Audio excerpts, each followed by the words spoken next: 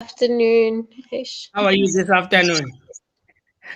I'm good. I'm fine. How are you? Confusing, eh? It's confusing. Eh? I also thought first thing that came into my mind was morning. Yeah, it's crazy. Well, 12 o'clock is always tricky. Mm, I can't even call it mid-morning. It's like early afternoon. Yeah, And early honestly, and it's a Sunday. So, yeah, Hey, feels the like morning. weekend flies. Eh? The weekend flies too, eh? Yeah, it Okay. really did, especially when there's something you need to do. Very good afternoon, Tim. How are you? Fine, thank you. How are you? After I'm very well. Welcome to Radio 54. I think we are on time, or am I late? You're right on time. Okay, thank you so much for being here. We are live now. I don't know.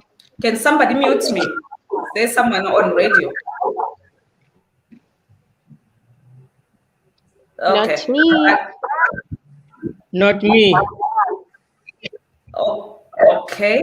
So I don't know what's speaking the sound. I can hear myself in another, like in the background. But yeah, it's okay. It's sorted now. To those who just tuned in, this is Mata Matarinda Shumba on Radio 54 African Panorama, bringing you live. We have PACTA, which is a Pan-African ICT Association, which is an association for ICT companies and organizations in Africa, and together with Beetroot Africa, which is led by Miss Minili Tagure.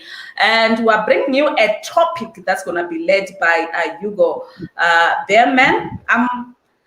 I was asking Mini to send me a voice note. Like, how do I pronounce that? I need to know. Sorry, I'm so sorry. It's like asking someone. It's like asking someone to say Tambudzai.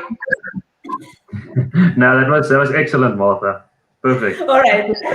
Thank you so much. Welcome to Radio 54. And the topic today is IP protection and technology commercialization. And okay, I can hear the background. And the focus is on what is intellectual property, protecting your intellectual property, role of IP in technology commercialization. I know that it's a topic that most people are not really familiar with, and not knowing that we deal with this almost on a daily basis. Be it business, entrepreneurs, organizations, even the politicians, like I mentioned earlier. Okay, they deal with this, but not much information is being shared out there. And I understand that Hugo, you are a senior associate at ENS Africa's Intellectual Property Department. And yeah, as much as we really know that these things exist, there should be IP protection and so forth. Why is it there hasn't been much communication, be it on mainstream media, be it through the government, to get the word out there on what people need to do? Is it lack of platforms, or what's the story? Yeah, I think it's a good point that you make, Martha. I think it's a tricky one. I think it's one of those things that might be seen as a little bit of a dark art. You know, it's one of these very specialist fields that are so complicated to deal with that you need to be a specialist to understand it and to deal with it. And I think the government and private organizations like PACTA and Beetroot are, making strides towards making it more accessible to people on the ground, because it's such an important topic. And I think, as you rightly pointed out a few minutes ago, it's something that you deal with every day, even if, whether you know it or not, you're being exposed to it every day. And I think that's the purpose of today's chat, is to just share some information, make it more accessible to people, because while it is a specialist field, I think it's still not too difficult to just understand the basics so that you can make sure that you protect yourself, protect your business, especially for small businesses. It's so important just to understand those basic elements when you're commercializing your technology so that you can be protected. And that's why I'm really excited about today's chat. Okay, all right, okay.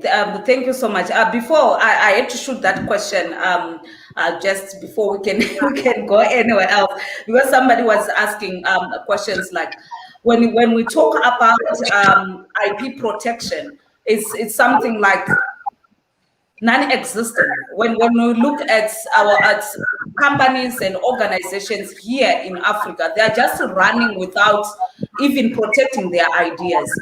So can you take us a brief about what ENS Africa is all about, what they have done, and so forth, the general information of what the organization is about? Yeah, ENS Africa, we are the largest law firm in Africa, actually. We've got offices across the continent, and we deal not only with IP, intellectual property law, we deal with all aspects, or most aspects of commercial law. But for the purposes of today's discussion, I think intellectual property is an important topic, and it's something that we deal with across the continent.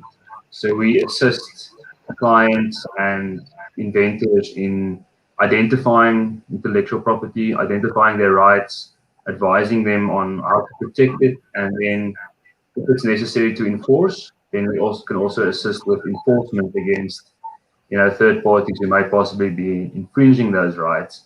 And to get to your point on sort of a lack of IP awareness across Africa, I think things are moving in the right direction.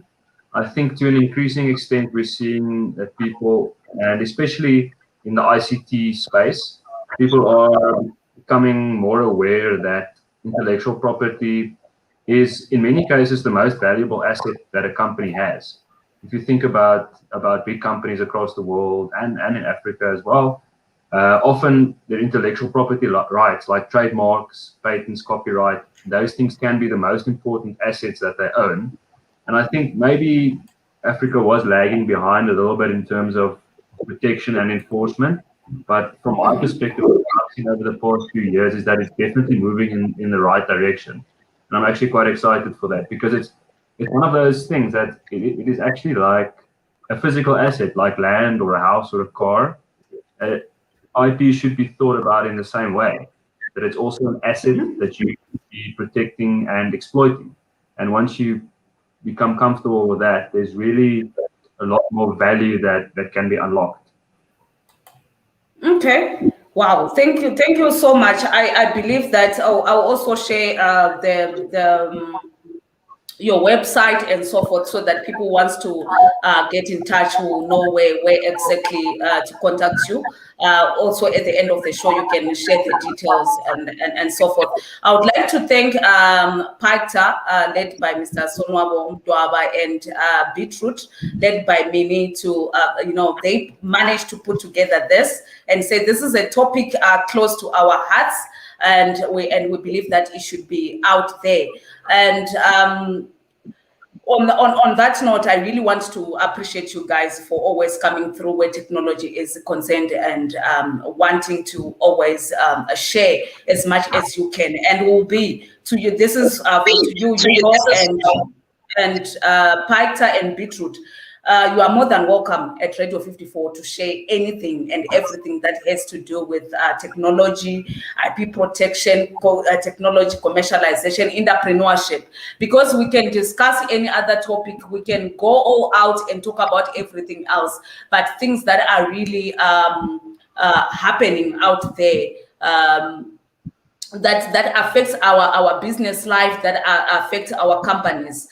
We put them aside, but there are real issues that needs to be tackled. So thank you very much. Mr. Mdwaba, I would like, before we go to Hugo's presentation, I would like you to once again introduce what PACTA. PACTA is, I can say, it's our partner at Radio 54 African Panorama, because they always bring topics here, bring presentations, webinars, and so forth.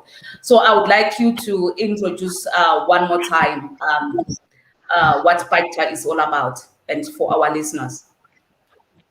Thank you very much, Martha. Good afternoon, all listeners. I think it's important for us to introduce PACTA.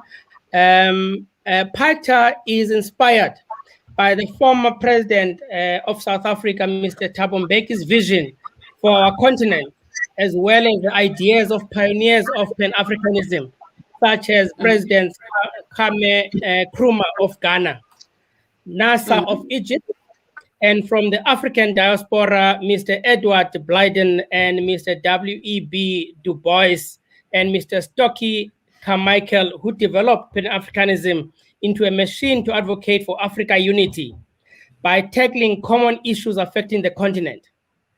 Although PACTA is a new organization like the movements before it, it aspires to the main goal of the Pan-African movement, which was to get Africans all over the world to unite and to work together for economic independence in Africa. The relevance of the unity of purpose in 21st century is very pronounced, especially in the digital or technological age and COVID-19 times. To this end, PACTA advocates for an integrated digital continent, united based on ideas of Pan-Africanism and the vision of Africa's Renaissance. Our organization's quest for African unity has been inspired by the spirit of Africanism, focusing on women, youth, persons with disability, inclusion in the digital era, and economic emancipation. It is motivated by development based on the self-reliance and self-determination of the African child being part of this digital transformation. PACTA is a digital transformative body formed in July 2020 in the interest of communities, ICT hubs, SMME development, sustainability, women, youth, persons with disabilities. PACTA is seeking to forge a partnership or partnerships with other organizations and institutions alike. PACTA has to deliver its strategic objectives for Africa's rural, peri-rural communities. I'm sure we all know the struggles of the rural and peri-rural communities in the rest of the continent. So how do we reach objectives? By creation of an enabling developmental ecosystem, bridging the digital divide across Africa and accelerate Africa digital transformation access through the creation of an innovation factory hub for access of the excluded, training, skilling, reskilling, upskilling individuals from communities. Connectivity being a very sticky issue in the rest of the continent. This was prevalent in the rest of the world when COVID-19 struck last year. It was clearly indicated or shown that there is a problem with connectivity. So PACTA, through its competency and capacity, will provide guidance on internet access, digital infrastructure and devices, promoting digital culture and communities. We want our communities to take ICT or IT as waking up in the morning and washing your teeth. You know, it's as easy as that. People must know what it is. It must not be a foreign concept. Developing platforms that provide information and market access opportunities. And we are saying that when you're looking at PACTA, we've grown since the last time we were live on the show, Martha, and always appreciate you hosting PACTA and being partners. PACTA, if we are to use a PACTA and use a synonym of a tree, the association has grown branches to focus on critically important areas and has created Women in Digital Era, which is called WIDE, Youth in Digital Era, Institute of Technology and Science, Fourth Industrial Revolution Chapter. We have partnered with various organizations, institutions, and even few countries. For this particular event, it is clear, I'm sure, and you've introduced it. Beetroot is our partner, and we are proud to be sitting here with Beetroot and ENS Africa and yourselves as Radio 54. Thank you. All right. Thank you so much, Mr. Mdwawa, for the introduction. Thank you so much. We really appreciate you. We really appreciate the work that you are doing in the ICT space. And I think everybody by now knows that I head the entrepreneurship department of PITA. And so I'm not just a pretty face on radio. So I had to rub that in. This is for for my friends and relatives out there. Miss Mini and Lamini, wow, this is me giving you a husband. But anyway.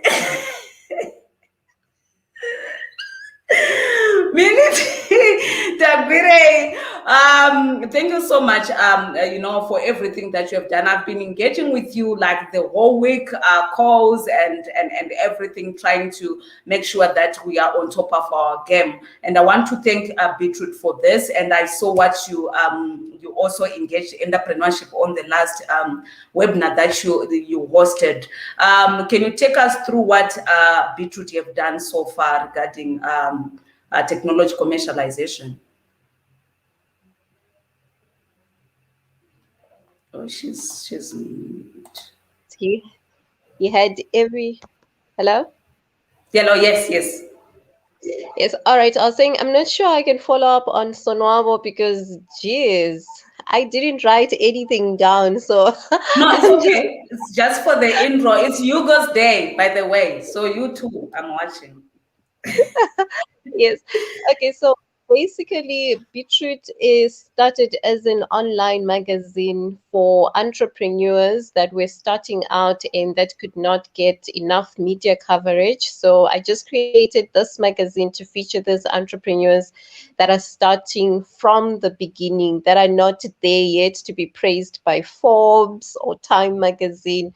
So yeah, they come to Beetroot, and we help them with a lot of services, from market linkages to getting them investor ready for funding, and also featuring them in the magazine interviews. We host events like this. We have our SMME year-end gala, and we actually do a lot of stuff with them, from their marketing plans, business plans. This has nothing to do with the magazine. The magazine is just to show what they're doing, and we talk about them. So our main aim with Beetroot is to promote sustainable development in Africa, and we are doing this through supporting and promoting entrepreneurship. Sorry, my breath is kind of I've had a bad flu this week, so yeah. Yeah. I'm still trying to recover, so I have to catch my breath while I'm talking right now. It's okay. Yes, it's more about promoting entrepreneurs, supporting entrepreneurs, trying to open new markets for them, trying to educate them, exploring new opportunities for them, educating them like we are doing right now. So yes, that's what Beetroot is all about. All right. Thank you so much to those who just tuned in. This is Mother Matarenda Shumba on Radio 54 African Panorama, your Pan-African radio station represented in 55 countries and also out of Africa. Today we are joined in by PITA, Beetroot, and ENS Africa, with Hugo Biermann, who is a senior associate at ENS Africa's Intellectual Property Department. He specializes in patents, registered designs, and the commercialization of IP. Hugo has a degree in law and engineering and is a registered South African patent attorney and certified patent valuation analyst. He also acts for clients in a variety of industries, including IT, fintech, telecommunications, robotics, security, mining, and manufacturing industry. He also works with a number of universities, research institutions, and development agencies. And Hugo's experience also includes assisting clients with patents and designs applications locally and internationally, as well as providing novelty, infringement, and validity opinions in respect of patents and design. So we are not talking about a small person here. This is somebody who's been doing this for quite some time, and we are going to learn a lot from him. So stay tuned. www.radio54africanpanorama.com on our Facebook. That's Radio 54 African Panorama Live. That's also YouTube, Radio 54 African Panorama as well. We are also live on Picta YouTube. So to those who just tuned in, you can pose any questions. We are here with you. And I'm just going to put this over to Hugo to give his presentation. Should I add the presentation to the stream, Hugo? Yes, please, Martha, if possible. All right, that's fine. All right, there we go. All right, great. Yeah, I think we can see it. Yes. Yeah, yes, thanks. we can see it. Perfect. Thanks, Martha. Thanks so much for that introduction. And thanks so much, Radio 54, and also to Paita and B2. Thank you so much for this opportunity. It's really an honor and a privilege to be able to partner with you and to bring this message across to the listeners and the viewers. I have a presentation here. I'm aware that not everyone has sort of visual access to this, but those who do have visual access, you can have reference to the presentation. But for those who are only listening in, don't worry. I'll talk through everything as well.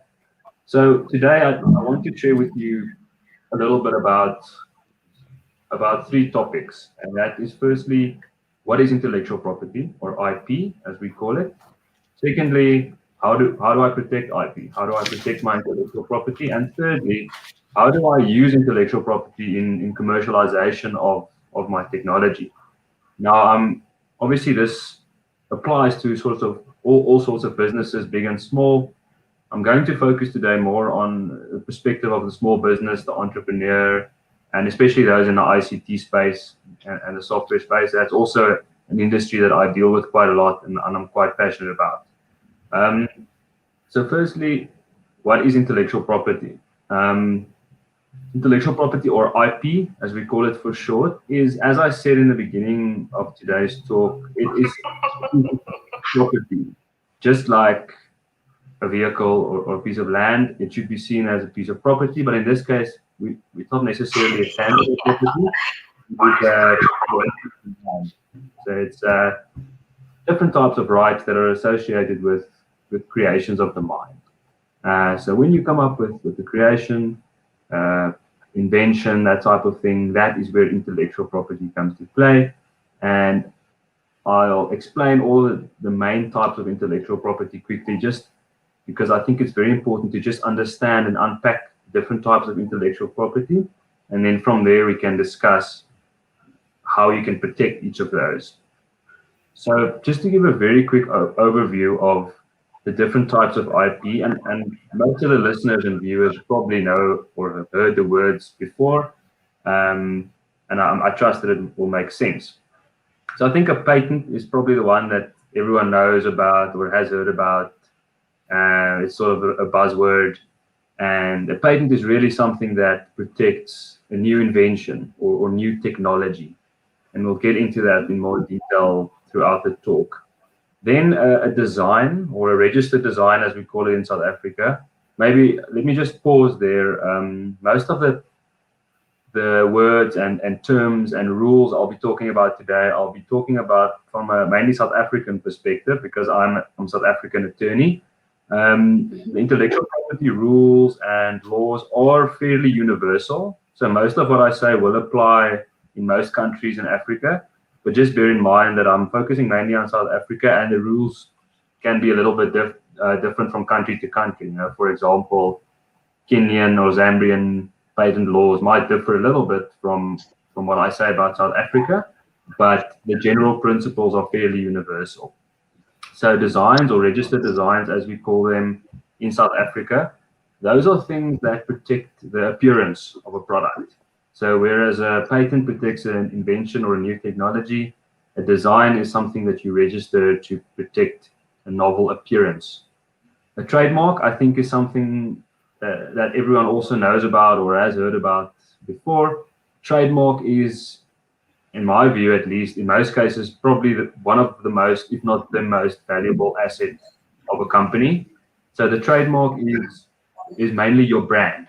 So if you think about really, large organizations like Coca-Cola or Nike or Adidas, the first thing that comes to mind when you hear those words or when you think about them is the brand, the trademark, the logo. And that is really something that is extremely important to protect, because as it says on the presentation there, a trademark is a badge of origin. So when you hear the word, you think about where it comes from. It's this indicator of quality, and we'll get into that in more detail.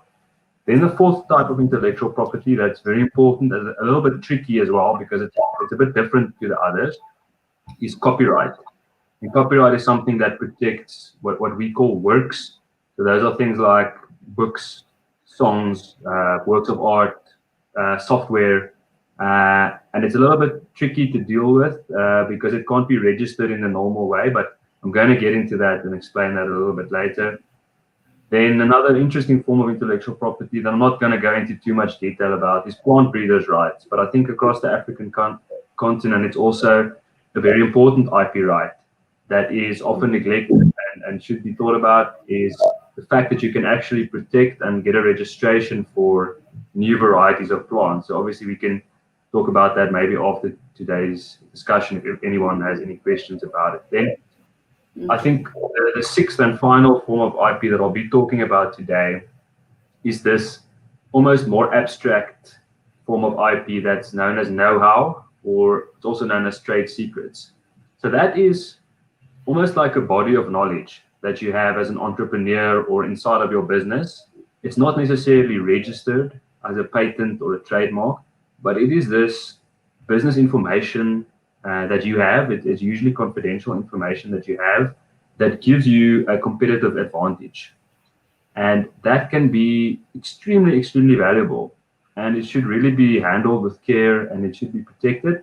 And I'll get into that as well. So that's just a summary of the 6 sort of main forms of IP. And for those of you who can see the presentation, this is a slide that I usually use because I just find it's a nice way to explain all of the different forms of IP. So for those of you who can't see, what's on the screen at the moment is a picture of a Panado bottle. That's in South Africa, a very well-known painkiller tablet product. And it's actually a very nice way of thinking about how all of the different IP rights are at work and the interplay between them, and how they can all, or almost all of them, be present in a single product. When you think about Panado, this product that you buy and that most of us know about, the first thing that comes to mind is a trademark. The Panado, it's such a well-known trademark, such a valuable trademark, and the Panado is the badge of origin. It tells you where the product is from. It's indicative of quality. You associate a certain quality or standard with it, and that's the trademark, is Panado. In copyright, there's copyright present all over the place, on the words, on the outside, on the package insert, even on the little drawings on the container. All of that is protected or covered in some way by copyright. Then patents, that's where you get more to the technical side of things, like the formulation of the product or the manufacturing method. If there's a special way in which it's manufactured, those things can be protected by patents. Then a design, as I said earlier, is something that protects the appearance of an article. So you can have a design registration for a container if it has a new shape. I've even seen people registering designs for the actual shape of the tablet, if that has a unique or a novel shape. And then, of course, know-how and trade secrets. There's immense value. I think, if I remember correctly, Panado is sold by Adcock Ingram, a large pharmaceutical company. And I am sure that there's so much business information and process information and customer lists, etc., that they have inside of their business that they keep confidential, but that gives them a competitive edge. And that is also a very valuable form of IP. And I think this example just explains that when you look at a product, it can be a simple product that it seems like it's been there forever, but there can be still be so much intellectual property involved in that product. So that brings me to the next section, and that is how do you protect these? And I'll talk about each form of IP individually, separately. So we know now, you've got patents, trademarks, copyright, designs, you've got all these things, but how do you protect them? How do you make sure that you don't lose your rights? So I think we can look at trademarks first. Probably the most, although I'm not a trademark attorney, it's probably the most interesting one, just because it's so topical always. So a trademark is actually, it's very broad. I said earlier that you think about things like logos and brand names, but it's so much more. Trademark is basically anything that can distinguish your goods or services that you offer from the goods or services of others, your competitors. So trademark can be something simple like a word or a logo, but it can even extend as far as something like a jingle or a smell. So anything that can be represented graphically and it can be used to distinguish what you do from your competitors can theoretically be registered as a trademark. And there are some interesting examples of that. So for example, we all know that the main examples of logos and words, but even things like colors. So for example, the color of Cadbury chocolate, that specific shade, I think it's a shade of purple that they use. I think in some countries they've been able to register that color as their trademark. And the sole of that red sole of a specific brand of ladies' shoes, I'm not going to try and say it, I might get it wrong, but I know that red color of the shoes has also been registered as a trademark. Those are just sort of some more far out and interesting examples. Sorry, Martha. No, it's okay. I'm saying wow. Yeah. I thought you were helping me to remember the name of the shoe brand, but no, not really. It's the red bottoms. I call them bottoms. Yes. Oh, the red bottoms. Wow. Yes. So that just shows you sort of the scope and how broad the protection can be. It's not necessarily only the name of the company or the name of the brand. So I think I'll just talk about this slide first. So, and this is very important, and especially if you're an entrepreneur starting a new business, startup company, it's very important to think about the brand or the trademark that you are going to use, because it's very important to pick a strong, what we call a strong trademark. And what that really means is that your trademark is distinctive and it is able to distinguish your goods or services from those of others. And there are some tips that I can give you, to make sure that you choose a trademark that is strong. And the first thing that's very important is the trademark should not be descriptive. And what we mean there is it shouldn't describe what you do. So for example, if I have a new startup company and I sell coffee, it's not a good idea to use the trademark hot coffee. My company's name is Hot Coffee. Or I start a plumbing business and I call myself Mr. Plumber. Now, it's not a great idea from a trademark protection perspective because it describes what you do. And because it describes what you do, you can't prevent other people from using it.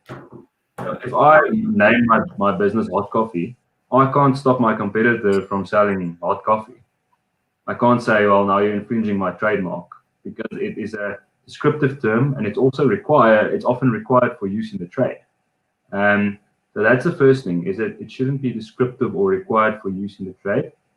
And then you should also guard against your trademark becoming generic. And possibly the best example of that is the word Google.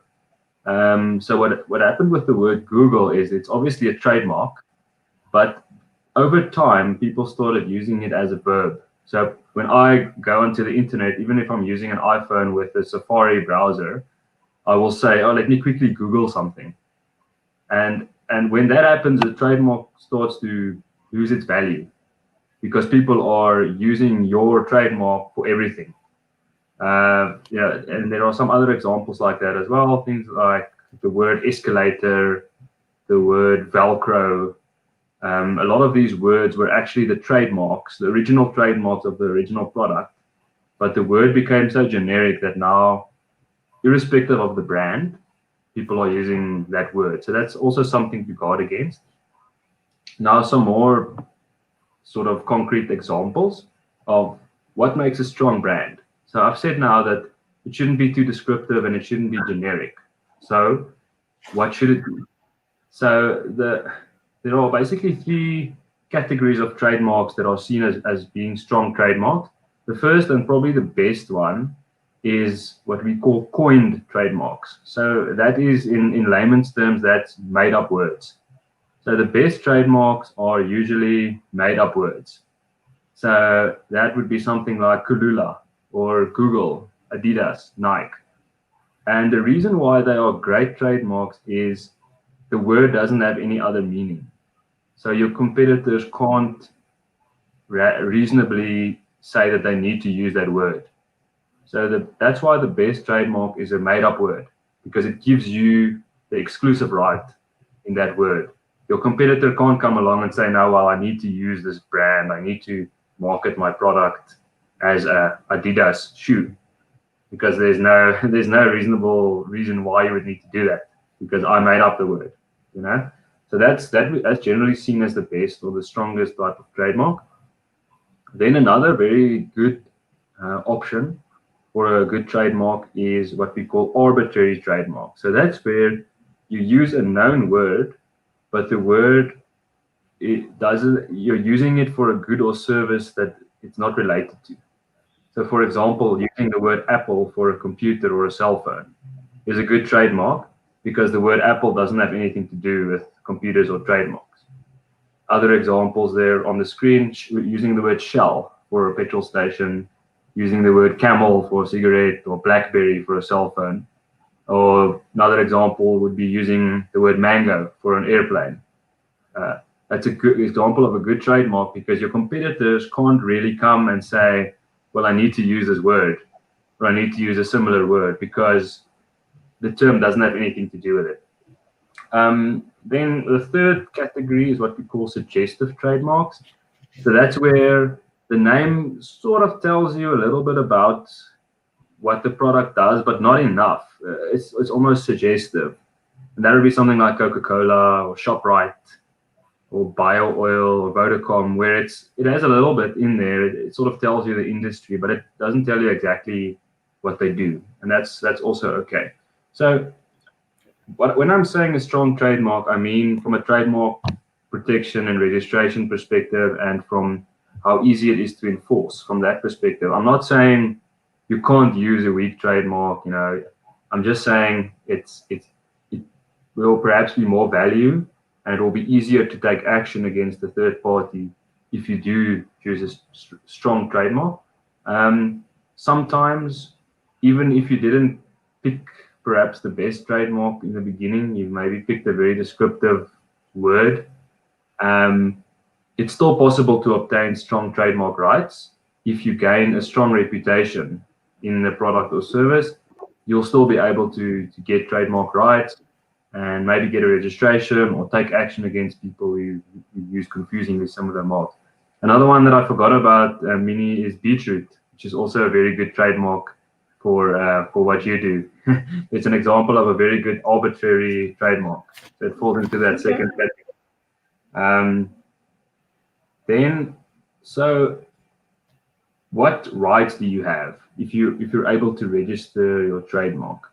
It does give you very, very strong rights in many cases, and basically it allows you to stop other people, other parties, competitors, from using either the same trademark or a trademark that is confusingly similar. So it doesn't have to be identical, but it can be confusingly similar. So if someone registers, for example, a company name or a domain name or a Facebook page or something that it's either the same as your trademark or it's confusingly similar. So what that means is if a member of the public looks at it, they would think that it's the same or it's associated. And it allows you to stop other people from doing that. And the reason why it's good to actually register the trademark, so to actually go and file an application and get it registered, is because without the registration, it's much harder to take action against someone. So let's say I have a trademark that I use in my business, but I don't have a registration. It's not a registered trademark. I just use it. And someone else copies my trademark. Then I would actually, in South African law, I'd have to go to court. And the first thing I'd have to do is actually go and prove my reputation. So now I have to go and prove, how long have I been using this trademark, examples thereof, what rights do I have, and only then will the court allow me to take action against this infringer. Whereas if I have a trademark registration, the registration itself is proof. So you don't need an additional burden of now actually going to prove your registration. So that can be a massive advantage, both from a time perspective, but also from a cost perspective, because you really don't want to be going to the South African High Court and going there and trying to prove your reputation, for example. So I think that's what I wanted to say about trademarks. So I think what's the takeaways there are, it is something that should distinguish your goods or services from the goods or services of others. And that's the important part, is that distinguishing element that you need. Then I very quickly want to talk about copyright. I think it is important. And I said initially that it's a little bit different in the sense that trademarks, patents, and designs are things that you can register. So you can actually go and file an application and register it and get a registration certificate and get that proof of your rights. With copyright, for most forms of copyright at least, and in South Africa, it's something that comes into existence automatically. So as soon as that work is created, the copyright exists automatically. For example, if I write a book, or if I create computer code, or if I write a song, the copyright comes into existence automatically. So there's no requirement for me to go and actually register it. It does differ a bit from country to country. Certain countries like China and the USA, there are certain forms of copyright that you can register. And in South Africa, you can register the copyright in a film, but for nothing else. All of the others, there's no registration procedure. So I think there's a long list on the screen of types of works that can get copyright protection. But I think what's important from an ICT perspective is computer programs. So as soon as a computer program or a piece of software, code, module is created, copyright automatically comes into existence. And what's very important, and I'll touch on it a bit later as well, is to make sure of the ownership of that copyright, because it's not always simple to determine who actually owns that copyright. And that is something that is very important to think about, but just know that copyright does come into existence. So for copyright to come into existence, there are two main requirements. The first one is it has to be original. So obviously you can't just copy someone else's book or song or computer code and then expect to have copyright protection. In fact, you would probably be infringing their rights. So that's the originality requirement. And then extremely important is that there's no copyright in ideas. And that is also to a very large extent true for most IP rights. So for example, if I have an idea for a great new business, or if I have an idea for a new film or a song, but I didn't reduce anything to writing, it's just an idea in my head. There's no copyright in that idea in my head. And from the other forms of IP perspective, it's also very difficult to protect. So it is very, very difficult to protect something that's just an abstract idea in your head. But once it's been reduced to material form, so it's been written down, it's been published, that type of thing, then yes, the copyright does exist. And I'll get to the idea in your head a little bit later when I talk about patents as well. The third form that I just want to talk about very quickly before I get to patents is designs. And as I said in the beginning, a patent protects an invention, but a design protects the appearance of a product. And a design for me, and I work a lot with designs, is almost like a neglected the ugly stepchild of intellectual property rights. Not a lot of people know about it. Not a lot of people use it. They're typically more fixated on things like patents and trademarks. But a design can be an extremely useful form of protection. It can be a quite limited form of protection because it just protects the appearance of a product. It doesn't protect the concept or the process behind it, but it's not that difficult or expensive to get a design registered, especially when compared to a patent. And you can stop others from copying the appearance of your product. So it makes it an extremely valuable right, and it really is something to think about. In South Africa, we've got aesthetic designs like we show on the screen there. So those are designs that basically look nice. That's something that you see and it has this new visual appeal, something like a new cell phone. It has a new visual appeal, it looks great, and you can register that new design. Then you also get functional designs. So that's where it has to look a certain way to fulfill its function. So it's not necessarily that visually appealing, but it has to have a certain look to fulfill a function. And both of those can be registered as designs in South Africa as long as they are new. And that is a very important requirement for designs. Your design has to be new, and you need to make sure that you file a design application before your design is made available to the public. I'll get to that with patents as well. So it can be a really, really nice right to have this right of a design registration. But as I said, the design does not protect a concept or a process. If someone makes a product that doesn't look the same as yours, your design won't protect you. So that's now where we get to patents, where patent is almost like the crown jewel of protection for an invention or for a new technology, because it can be a broad form of protection, as it is not limited to specific appearance.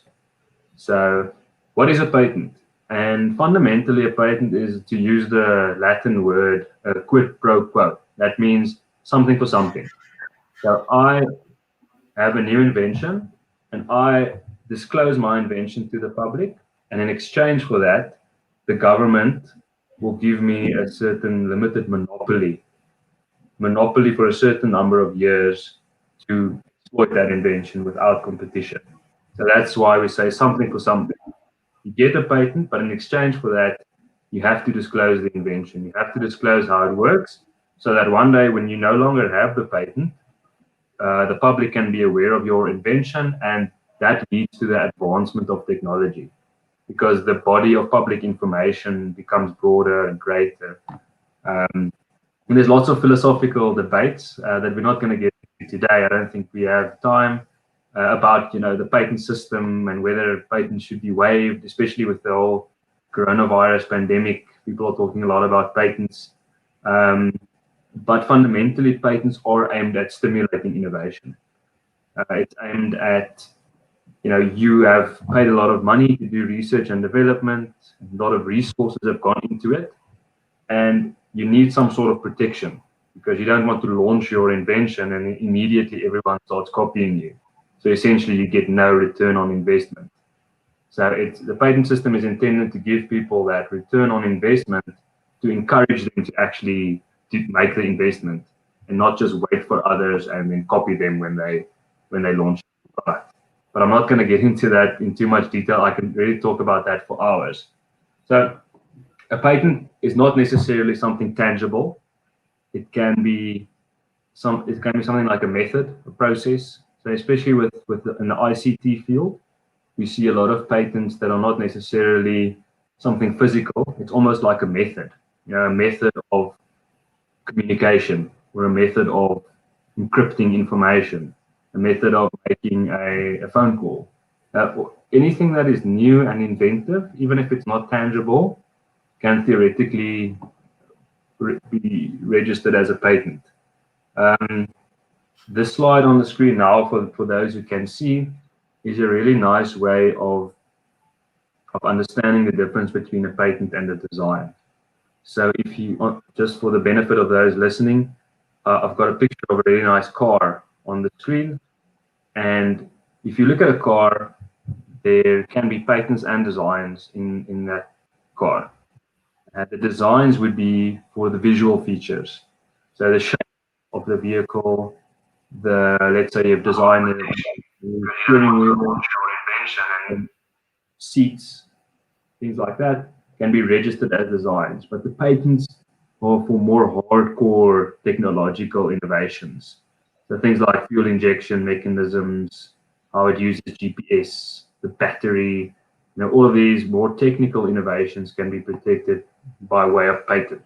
So in many cases, what we see in practice is that people register patents and designs for a single product, but just for different aspects of it. And of course, trademarks for the brand that they use with the product. So when you have a new invention, let's say you've come up with a new invention in the ICT space, we deal a lot with things like apps these days, where people are looking for protection.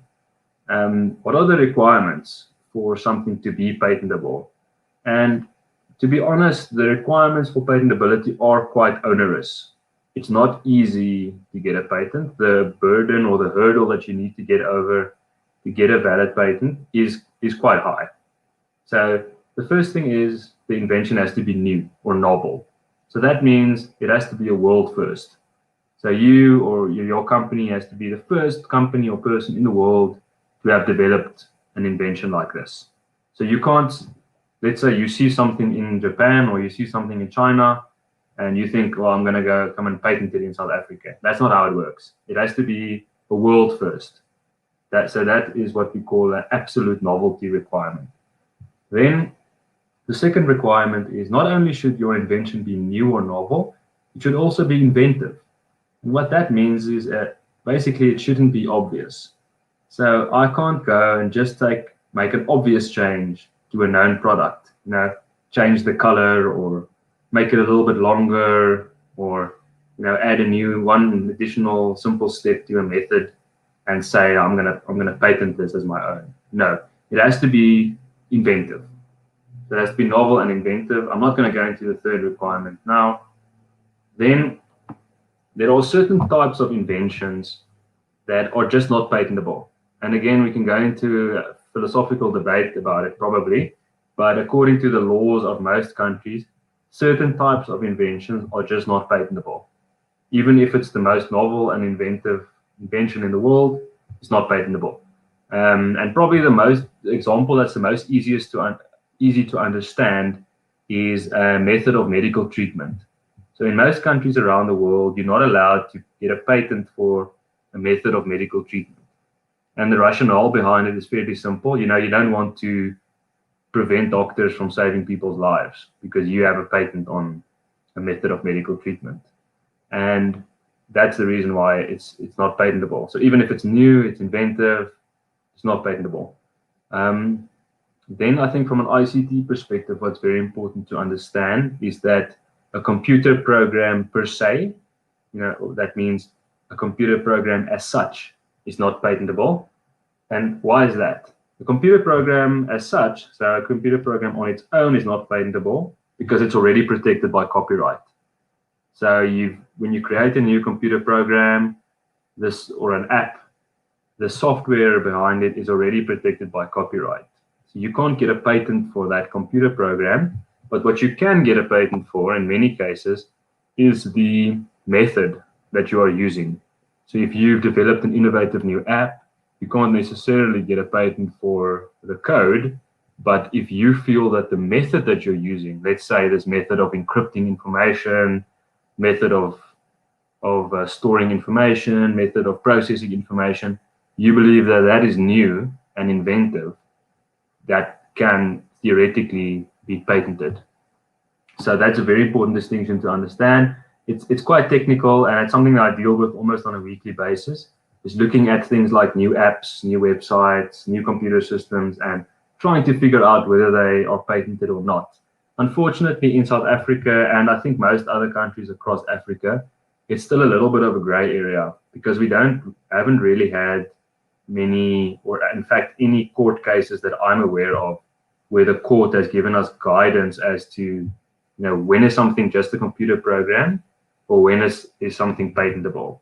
So typically, what I tell inventors and clients is the more technical information you can bring. So the more technical innovations you've made, the better your chances are of getting a patent. So this is what the next slide for the benefit of those listening. I show on the screen a flying car, and that's a very nice way of explaining another type of thing that's not patentable. When I was talking about copyright, I said that you can't get copyright just for an idea that's in your head. And the same really applies to patents. So if you come to me and say, Hugo, I've got this idea for a car that can fly to the moon. Please register the patent for me. For the car that can fly to the moon, so that I've got a monopoly on it, I've got a patent, no one else can do it. So essentially, that's not enough for a patent. You can't just give me a statement of desired intent and patent that. In order to get a patent, you need to be able to explain how it works. You need to explain the technical elements of how it works. The fact that it can fly to the moon is great. That's a great advantage. But if you don't know how it's going to work, and if you can't prove how it's going to work, then you can't get a patent. And that's really relevant, again, in the ICT space, where I do deal with lots of inventors and people who come to us and say, we've got this idea for an app, and it's going to have these features. It's going to have feature A, B, C, and D. And we want to patent that. And then when I ask the question, how is it actually going to work to give me feature A, B, C, and D? And how is that different from what other people have done? Explain it to me on a technical level. Then that's where the idea sometimes falls flat, because you really need to give enough technical information. Because remember, I said that a patent is something or something. You need to give enough information for someone to actually go and replicate your invention in order to get a patent. So I think it's a nice example to remember. You can't patent a car that can fly to the moon unless you can explain how it's going to work. So I was saying that with patents, it's very important for the invention to be novel or new. And what we often do, and this is also something that members of the public, listeners, viewers, can do on their own time as well. Especially if you're looking to save costs, you can, before you decide on embarking on the patenting process or engaging with an attorney on it, you can go and do your own patent searches to go and see whether or at least get a fair idea of whether your invention is novel, or what your chances will be if you do file a patent application. And on the screen, I've got some examples of free patent databases. And one that I use on an almost daily basis is Google Patents. It's actually a very good free patent searching database. And I often tell clients and entrepreneurs, when they come to me with a new invention, I'll say, listen, go on Google Patents, go and spend a few hours and look around and see what you can find, because often people are not aware of what other people have tried to patent, especially in other countries, and that'll give you a good idea of whether it's worthwhile to go down the path of patent protection, or whether it's really not worthwhile because someone else has maybe done something very similar, even if it was in another country. And that's a really nice starting point, is to do so we call it a novelty search. Just go and have a look around, see what there is, get an idea of whether it's worthwhile to go the patenting route, or whether you're just barking up the wrong tree. It's not worth it. You should maybe focus your resources elsewhere. And in addition to novelty searches, there are also lots of other types of searches that you can do. And one of them is what we call a freedom to operate search. So that is where, if you plan to launch a new product or a new service into a country, you go and do a search to see if you have the freedom to operate. And what that means is whether or not there are any patents that might stand in your way. So that's typically a bit of a more complex exercise, but it's also a good idea to think about things like that. So just to give you an idea of how long your term of protection will be if you register your IP rights. Now, so most IP rights actually give you a very long term of protection. For patents, the general term of protection is 20 years. So from the filing date of your patent application, assuming your patent is valid and it gets granted, you can get a maximum of 20 years of protection on that. And for a design, it's either 10 or 15 years, depending on the type of application. And with a trademark, the nice thing is that the term of protection can be indefinite. So you can actually keep on renewing the trademark forever. And it makes sense if you think about products like Coca-Cola that have been around forever. You know, they've obviously been renewing the trademarks every 10 years for over 100 years. I don't know, I'm just guessing. But that's why, and I think I said it when I started talking, a trademark is often probably the most valuable asset that you have, because when you're starting up your business, let's say you've got a new startup in the software space, obviously when you're starting your business, what's very valuable to you would be your invention, you know, your patents and things like that.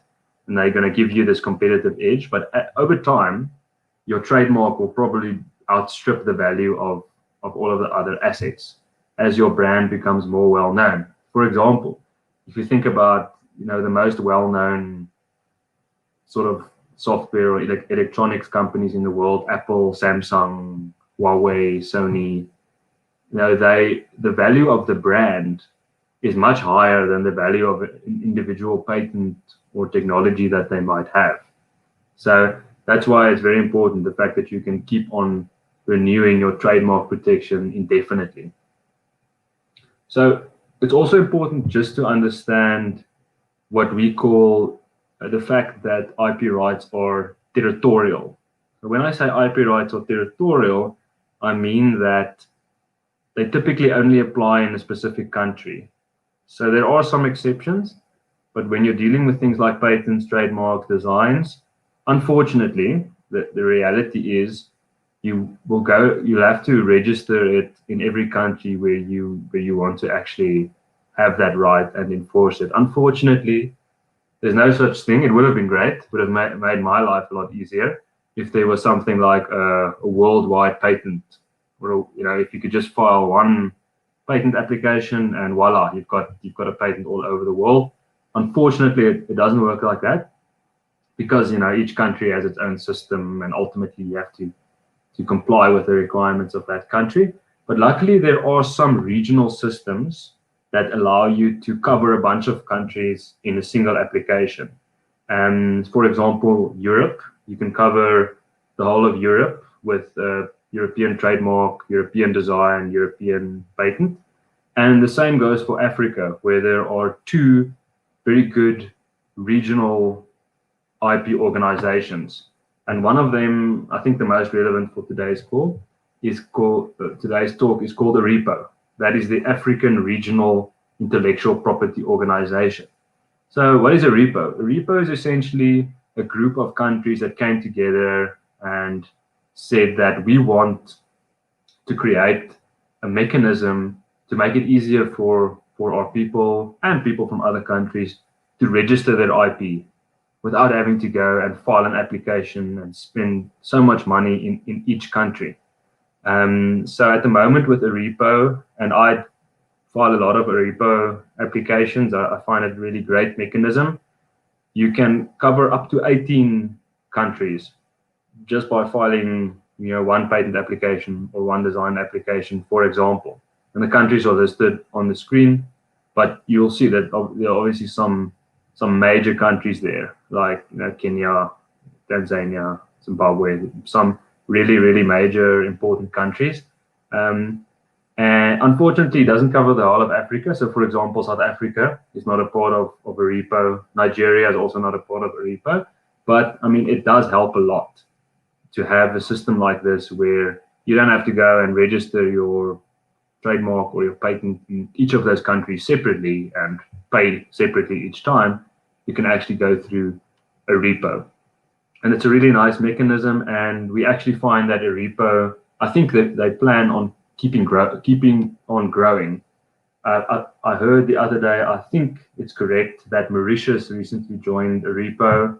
And I think, over the next few years, we'll see more countries joining, and hopefully that organization will continue to grow and just make it easier for African innovators to register their IP rights.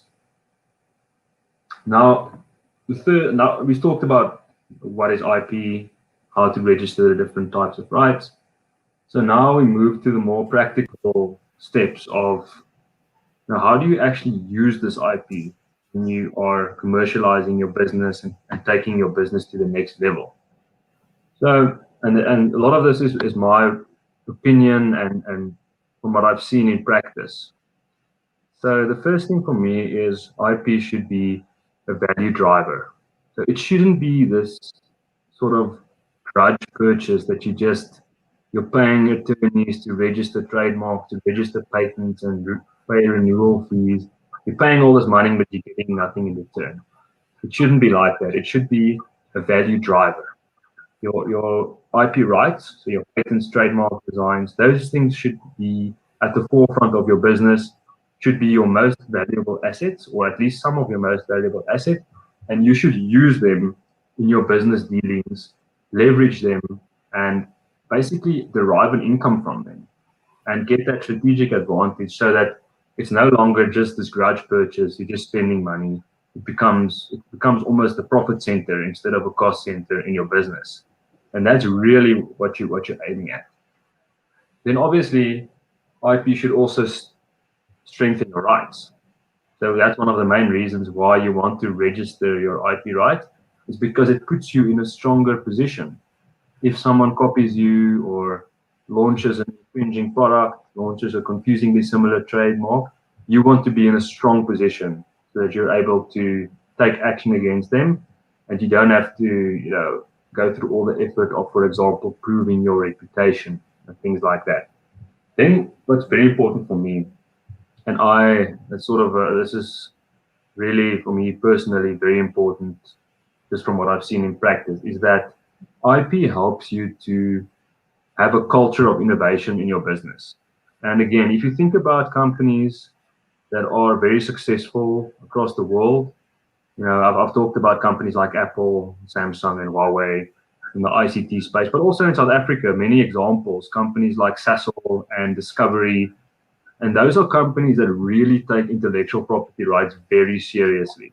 So they register patents, they register designs, they register their trademarks, they protect confidential information and know-how, and they create within their business and their employees and consultants, they create a culture of saying, we are an innovative company.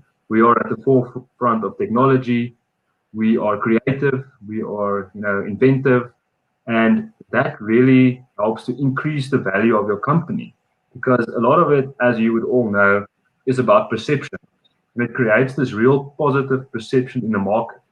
So now, for example, when you think about a company like Discovery or Apple, then what comes to mind is innovation, because they keep launching these new innovative products and features, and that's really where you want to be in the sort of business environment. You want to be at the forefront, and that all helps, especially for startups, actually, to make your business more attractive, not only to clients but also to investors. So if you're looking for someone to invest in your company, and I can almost promise this to you, especially in the software space these days, one of the first things that they'll be looking at is, what IP does this company have? What protection do they have in terms of registration? What do they do inside of their company to make sure that IP is identified, is protected? What culture do they have around IP? Is it important to them, or do they just have nothing in place and they just deal with it as it comes up? And that is, for investors these days, is critically important. I'm not going to talk about this next slide. On the next slide is a nice way of thinking about the whole IP management process, especially for entrepreneurs. So it's almost like a life cycle of different stages. And you've got basically 5 main stages. You've got creation, protection, assessment, exploitation, and enforcement. And these stages don't run sequentially necessarily, they can run in parallel. I mean, I can be creating new IP all the time.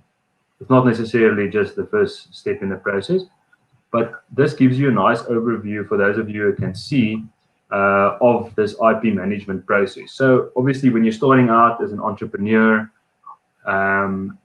you would be doing research and development. You're busy developing your product, you're developing your brand, you are creating your software, and all of that, those things. And what's important at that stage is making sure that you own the IP. And I'll touch on that later. Making sure that it's in the hands of the correct person or entity. And then obviously once it's been created, you need to register it and protect it. And that's what we've been talking about on the previous section. And that's the protection stage. But it's not only about IP protection. You also at the same time need to think about other forms of protection that you need to put in place, like regulatory. For example, if you've got a new app, you need to make sure that you comply with all the data protection rules and privacy rules. You need to get your terms and conditions in place. So that's all part of the protection stage. And then as your business grows, you get to the assessment stage, where you're almost like doing an audit on your IP to see, this is what we have. These are the rights that we have. This is maybe where we've got some gaps. So for example, we've got a few products and we need to register the trademarks. And you need to, then it really becomes a management process. You need to start managing your IP in the correct way. And then the next stage is exploitation. And that's hopefully where you start making money and your IP is involved in that whole process. So whether that is because you are licensing your patents to other people, whether you are using your trademark registrations, whether you have a joint venture with another company and your contribution is the IP, whatever the case may be, you are exploiting your IP and hopefully you're now extracting value from the process. So now all of the investment that you made up front is hopefully giving you some sort of return. And then you also need to manage the process very carefully. And then it becomes more sophisticated where you start looking at things like IP valuations, trying to put a value on your IP, trying to structure your business correctly to make sure that the IP sits in the correct place. And all of those things are very important. And then the last phase is enforcement. So that is where, someone is infringing your rights. Someone is either copying you or they're doing something that's too similar. They're basically falling in the scope of your rights. And now you need to enforce. So now you need to use your IP as a stick against them. And those are the phases in this whole life cycle of IP. And it's very important, as I said, not necessarily sequential. So for example, while I'm enforcing my rights, I'm still creating new rights. I'm still creating new inventions, new trademarks, and I'm registering those. So all of these 5 processes they're almost intertwined and they're happening at the same time. And you need to make sure that you manage them correctly. Then I know, and this is very important, and it's also a tricky topic, and that is the whole issue of costs. Because the perception, rightly or wrongly, the perception on the African continent is that it's too expensive to register patents and register trademarks. We don't have the money. We need to spend our money on other resources. So that, and obviously cost can be an issue, but we need to think about it in the right way. So the first thing is that you shouldn't think about it as a grudge purchase. You should almost think about it as an essential asset. So you should think about it as almost like insurance. You need to sort out the things up front. If you don't do it, it'll really come back to bite you. So that's the first thing, is you need to change your mentality about cost center versus profit center. And the second thing is you need to be strategic about how you spend money on IP. And the IP system already has the mechanisms in place to allow you to do that. So the example that I've got on the screen is for patents and how to make sure that you can protect your invention strategically. So what you want to do is, let's say you're a startup company, you've just came up with a new invention and it's really great and there's a lot of potential in it. Obviously, you don't have the funds to go and register this patent in 50 countries around the world. It's not feasible. It's not possible for you to do that. But luckily, the patent system, and this is true for most forms of IP rights, already has mechanisms in place for you to get around that problem. So what you typically do, and I'm using South Africa as an example, is you would file a provisional or temporary patent application in South Africa. So just the one application, and that would give you 12 months of temporary protection worldwide. So now you've got 12 months to basically hustle and try and get this invention into a commercial form and market it to the public and get distribution channels going. And then hopefully at the end of the 12-month period, you have either got an investment or you've got a good idea of where you want to protect. If not, there's another mechanism known as the PCT, Patent Cooperation Treaty, whereby you can extend the 12-month period by another 18 months. And what that gives you is 30 months in total before you have to go and file your individual patent applications in all of the countries of interest. So that's what I'm trying to say when I say be strategic about it. You want to get to a point where at the end of this 30-month period, you are actually getting an income from your business and your invention is now working for you. And then hopefully you do have the budget to be able to pay for patent applications in various countries. So it's all about being strategic and doing the best you can with what you have. And I really think that it's doable in the African continent to get it done, and we see it being done every day. But then obviously the reality is sometimes the funding is just not available. I mean, that is the reality of the situation. Sometimes you just don't have the funding available to get those registrations. And then you have to be almost even more savvy and more strategic about it. Then you need to start thinking about things like, is it possible for me to keep my invention secret? You know, can I exploit my invention but keep it as a trade secret? So even though I don't have a patent, it's still not possible for anyone to copy me. Obviously, that's not always possible because some inventions can be reverse engineered. People can see them and copy them. But in some cases, it's possible. For trademarks, if you don't have a registration, there are still ways that you can enforce your trademark rights. So what I'm trying to say is it's not the end of the world if you can't get those registrations up front. It's really ideal to do so. But there are still ways and laws and mechanisms available to help you. And at the bottom of the slide, it says that different companies adopt different strategies. You need to adopt a strategy that works for you and that is feasible for you. Obviously, the strategy of Apple will be different to a strategy of a startup inventor in Cape Town. You know, that's just the reality of the situation, and you need to be smart about it. Then I said, I think I don't have too many slides left, but this is a very important slide. And for the benefit of the listeners, what I want to touch on for a few minutes is the issue of IP ownership. So IP is an asset, and you need to make sure that you own it. And there are two very big misconceptions out there in the public. And the first one is, I own it because I paid for it. And the second one is, I own it because I created it. Both of those two things can be true, but it's not always true.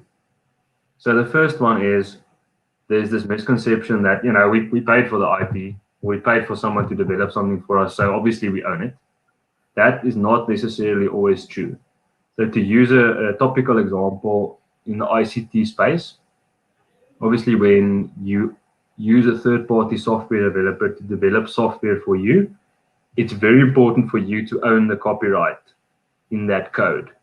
And the South African Copyright Act actually says the owner of the copyright is the person who exercised control over the creation of the copyright. It doesn't say the person who paid for it owns it. It says the person who exercised control over the making of the software owns it. So what does that mean? It means that if you're not exercising control, you need to make sure that the contract says that that person is assigning the copyright to you. So just because you paid for it doesn't necessarily mean that you own the IP. make sure that your contract with the software developer says in writing all of the copyright, all the other forms of IP that may be relevant are assigned to you. And that's the way, very easy way to get around the problem. But it's not so easy if you wait 5 years and then try to sort it out, because then it might have become a very successful product, and now the software developer also wants a piece of the pie. So very, very important to make sure in writing that you own the IP, even if you paid for it.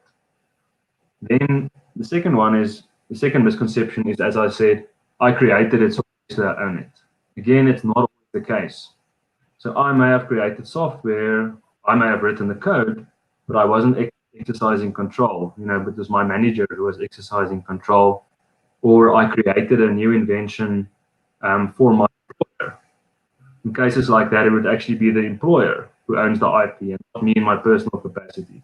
So the whole issue of IP ownership is very important. And again, this is probably one of the first things that any investor looks at these days.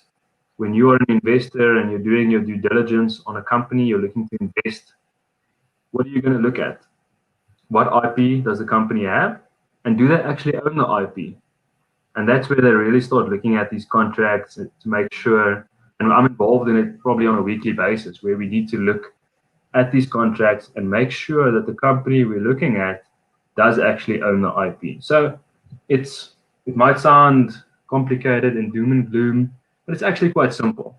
Just make sure upfront that your contract with whoever you're working with ensures that the IP is assigned to the correct party. It's really something that can be sorted out fairly easily upfront.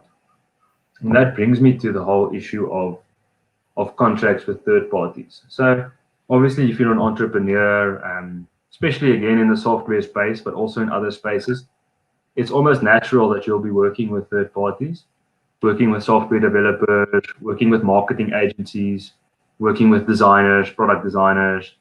And again, it's something that you need to sort out upfront.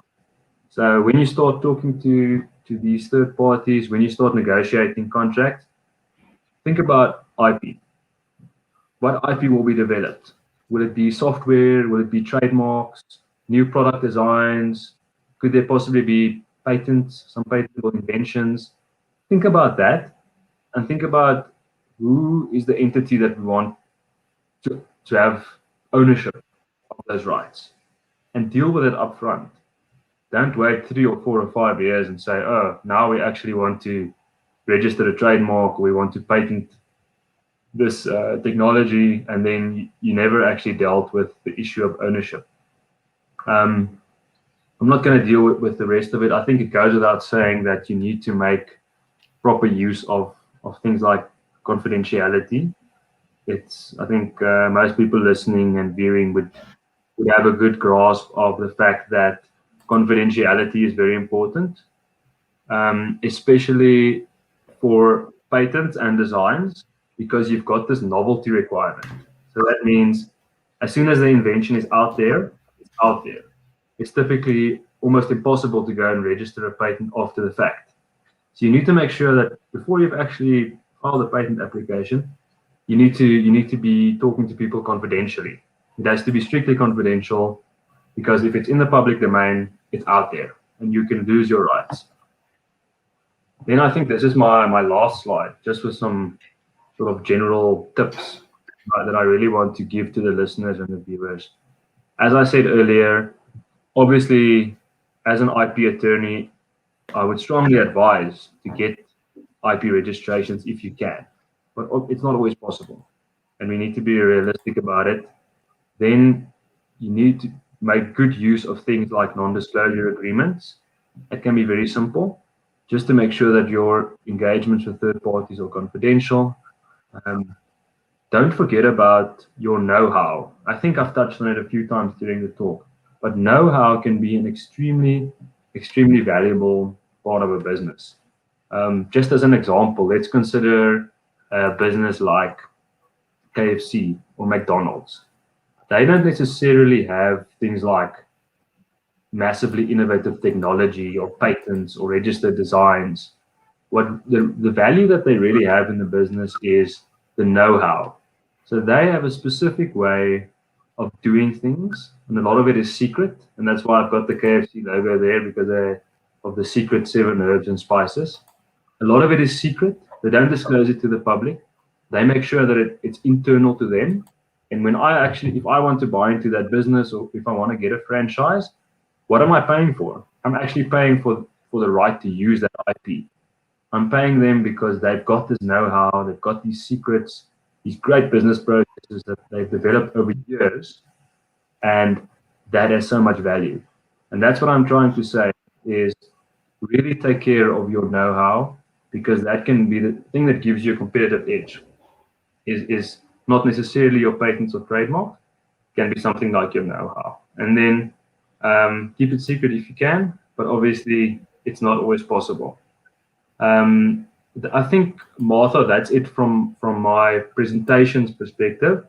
I'm happy to discuss further with you, or anyone has any questions, I'm happy to talk through them as well.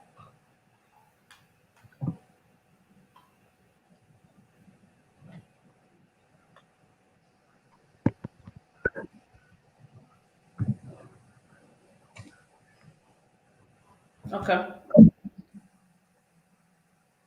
All right. Thank you so much, Hugo, for a great presentation. To those who just tuned in, this is Martha Matsarenda Shumba, creating the Africa we want. And we're with Hugo here talking about IP and trademarks, copyrights, patents, registered designs, and let me do this. Okay, I think we are good now. Let's do this. And I believe a lot of people here actually learned a lot. I see that, okay, I wanted to get something here. I see from General Eric Knight, who's also the founder of Radio 54, his comment is, I hope musicians, especially from Mother Africa, get to listen to this. Music is intellectual property, and they need to know their rights and maximize. So when it comes to musicians and their songs, how do they get that protected? How should they do it? What's the channels to follow? No, thanks, Martha, and thanks, Eric. That's a very good point. And music would be one of the good examples of things that falls under copyright protection. So if you create a new song, you write a new song. Okay. Can you hear me, Martha?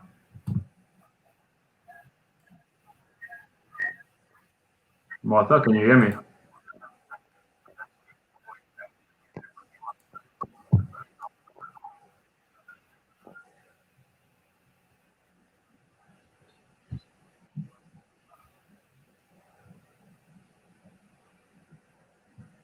Yes, I can hear you. Yes. Yeah, so music would be something that is protected by copyright. So that would be one of the things. Yes, can hear from South African perspective, that is a right that comes into existence automatically.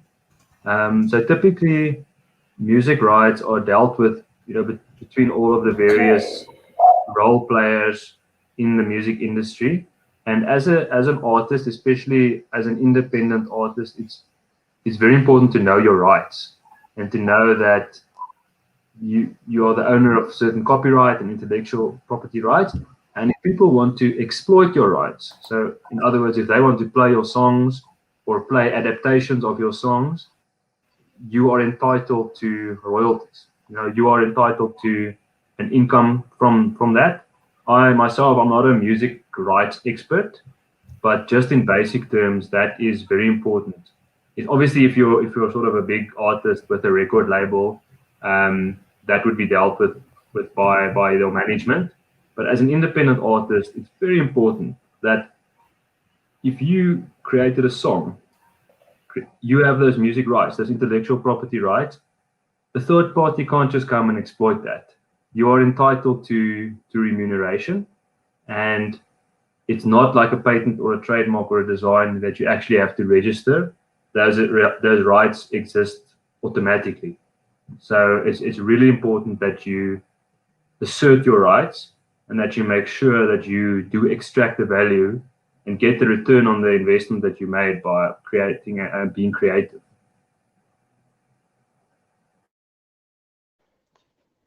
I see Mother has disappeared. Do you guys see her from your screens?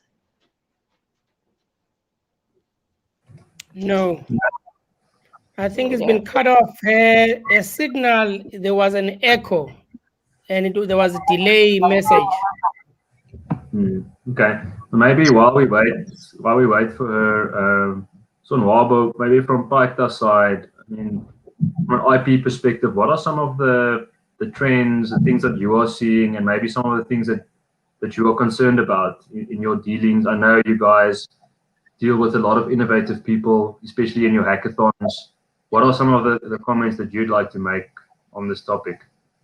It's like you've read my mind. I was just about to ask you about hackathons and them, because you bring along together a young lads or youth to come and code. Listening to you, it sounds like the IP is from the creator, then unless it's assigned. Can we assign, when we create a hackathon, can we ask them in advance before they create or any IP? Can we ask them to assign that to ourselves or partially assign, because some of them we want to develop them to startups? Yeah, there's no one right or wrong answer, and there's many ways to deal with it. But what is important, I think, is to deal with it up front. So before someone takes part in a hackathon, for example, it's important for everyone to be on the same page and to understand. Okay. For example, if let's say I take part in a hackathon and I create some new software, who owns that? Do I get to keep it? Do I get to be the sole owner? Or by taking part in this hackathon, am I assigning my rights to Paikta or to whatever organization? And there are ways of sort of meeting each other in the middle. It's typically not a good idea to share ownership of IP. It makes things a little bit too complicated. But what you can, for example, do is, let's say your organization does take ownership of the rights, you can still give the creator a license to continue to use those rights, or, for example, to continue to build on it if they do want to make improvements. But I think it is important for everyone to be on the same page and to understand that by taking part in an event, for example, I might lose some of my rights, or whatever the case may be. But that is what I would suggest. It would depend on, I guess it would depend on whether your organization actually wants any interest in that IP. Okay. Let's say Hugo, you've got guys that have got an IP, which let's say they've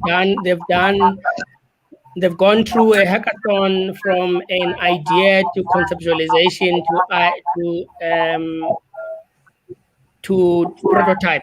Okay, they've got a working prototype, but that's where it ends, because that's where the hackathon left the process. Now, without an intervention from anyone, it will never go to MVP and to the commercial level.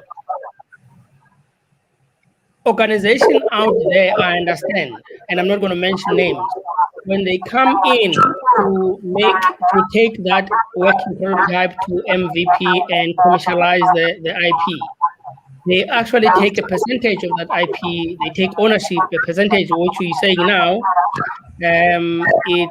It's not easy. It can be untidy, basically co-owning the IP. But the individual or entrepreneurs that have come up with an idea, they might never be able to develop that idea or that IP.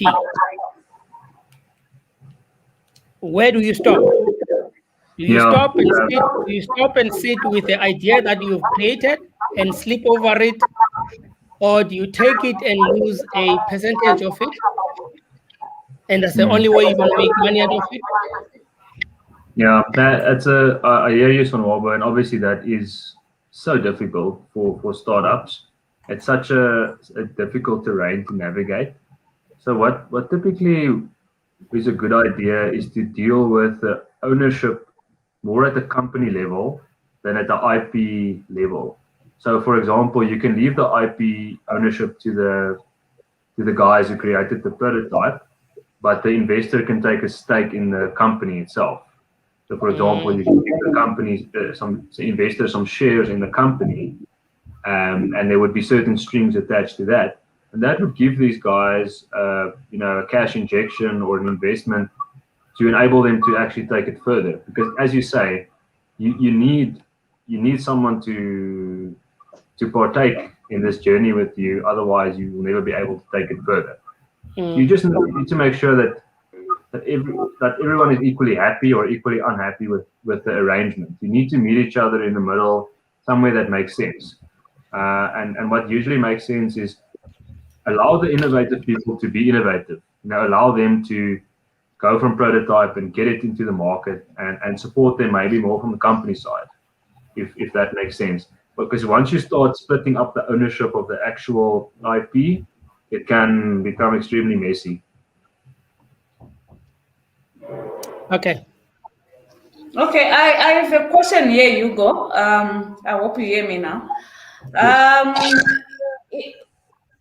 Can someone register a trademark that have Africa? Let's just say Kulula Africa. Is it something that is possible using Africa when you want to register something? So it's a good question, and it comes down to the basic principle that the trademark has to be distinctive. So let's say Kulula, the example of Kulula Africa, that would probably not be registrable as a trademark unless maybe the company Kulula actually registers it as another trademark for their company. So I can't, let's say the company Nike already exists. I won't be able to register Nike Africa because that would actually be very confusing to the public. Because if someone saw that trademark, they would think that it's associated with Nike. So typically, just adding the word Africa to something won't be enough. You need something that's very distinctive. You need, and you also always have to think about it through the eyes of a consumer. If a consumer looks at the product, would they be confused? Would they be like, "Ooh, is this Kulula Africa? Is it the same company? Is it two different companies?" And if that confusion arises, then typically you've got a problem. Oh, okay. All right. Thank you for that. And what about people who want to use their names? For example, Martha. I want to check Martha. Is it something that I want to use it as a name of a company or for a product and so forth? Would that be allowed, or it will erase every other person called Martha who's gonna be born? Can I say something? Dominique? Martha, just look at what ENS Africa means. What the E and N means. Okay. Yeah, so no, it's a good question, Martha, and there are some very good examples of people whose names have been registered. Think about my namesake, Hugo Boss, or Calvin Klein, or Jenny Button. Those are all. There's so many names, but from a trademark registration perspective, it's probably very difficult to get it registered. So, for example, Martha, it would probably be difficult to get it registered because it's not really distinctive. But if you are able to gain a reputation, and that's what I said earlier. So if Hugo Boss, obviously, or Calvin Klein, they've gained such a massive reputation in that name that they are able to claim protection for that. But it's typically very difficult to just stop other people from using their own name. So if someone coincidentally has the same name, I think it'd be quite difficult to stop them. But to answer your question, yes, I mean, as long as it's distinctive, as long as And if you've got a reputation, yes, you can register. Okay. All right. Thank you. Thank you so much for that. Okay, you can go on. Okay, I have my own question, or maybe should I call it a concern? Where in this industry, working with startups, I have actually. Can you guys hear me properly? Yes, we can hear you. There's some chatter in the background. All right. Okay, well, done. I'm alone here, so it's the network. Okay, I was saying I've come across companies, new startups, who are actually providing services that are already in the market. So they're creating apps. So you find that in 2019 alone, I came across 3 ladies. All of them had created this beauty on demand app where you order a nail technician, a hairdresser, they come to your house and then they help you with those services. It's a very good concept, but it's not new in the world. It already exists in other continents. Now, here in South Africa, they're like, oh, no, I'm the first one to do this. I'm at an event. The following week, I'm at another event. I meet exactly I meet someone with exactly the same concept. And now they didn't know each other and they didn't know that they existed and they were all looking for my services. When I went online, I discovered that there's a girl in Pretoria who's already developed the same app offering the same services.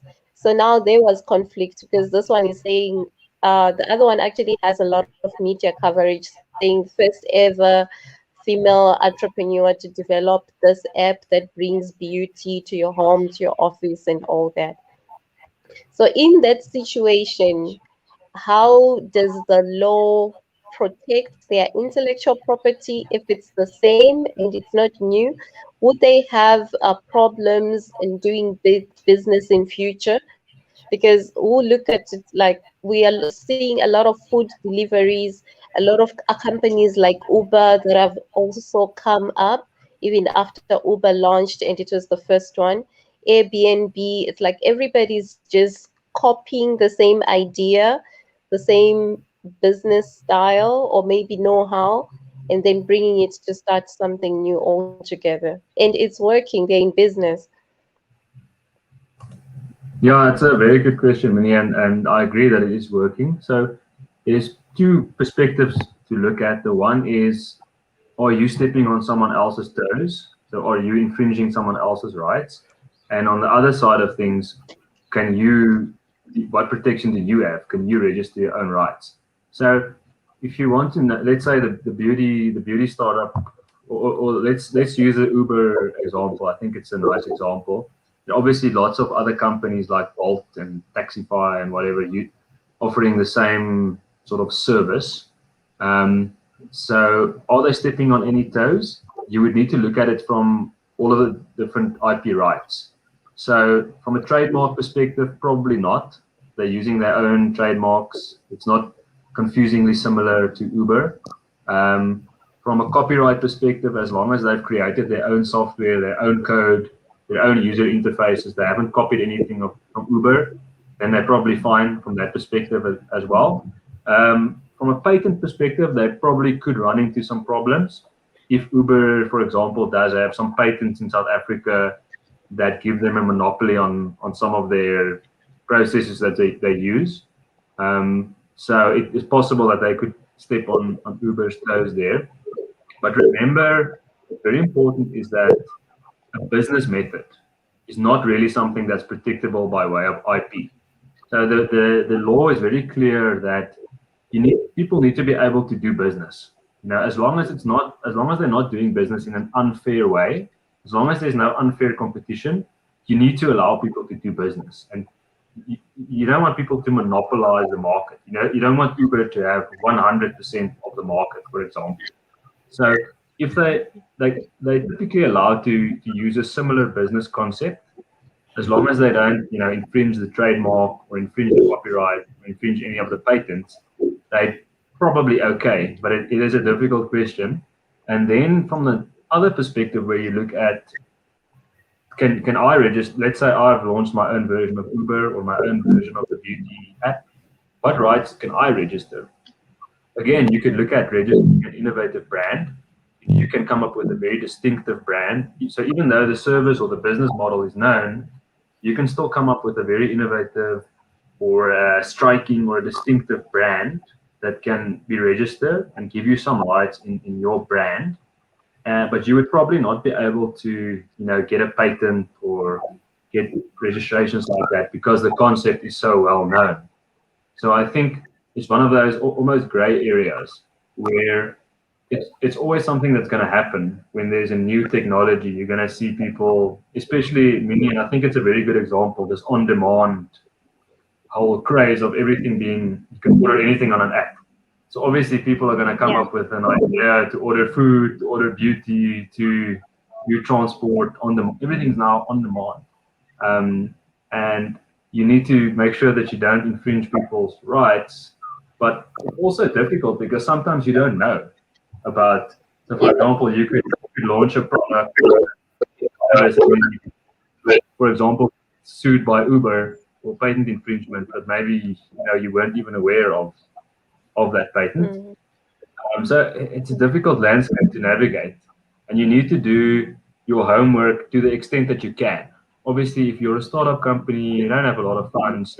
You don't have 100,000 or 200,000 rand to spend on attorneys to go and do investigations for you to see if you're going to infringe on anyone's rights. So you need to be pragmatic and practical about it, and you need to deal with the low-hanging fruit.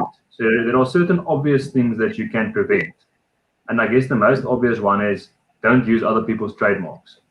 Don't use confusingly similar trademarks. That is one of the easiest, more obvious things that you can do to make sure that you don't infringe. When you get into things like patents, it's obviously more complicated because it gets a lot more technical as to what patents do they have, what technologies. I hope it answers your question, but it's a difficult one, but a good question. Okay. Yes, thank you. Okay, you can go on, Minnie. I was about to say Minnie. I'm good. Thank you, Hugo. Okay, I have a question here coming from Eric. Eric Knight is saying, can you ask Hugo for me concerning music in particular? Can anyone claim ownership or copyright if it's purely instrumental music? For example, if the sound is purely African drums and no words or lyrics.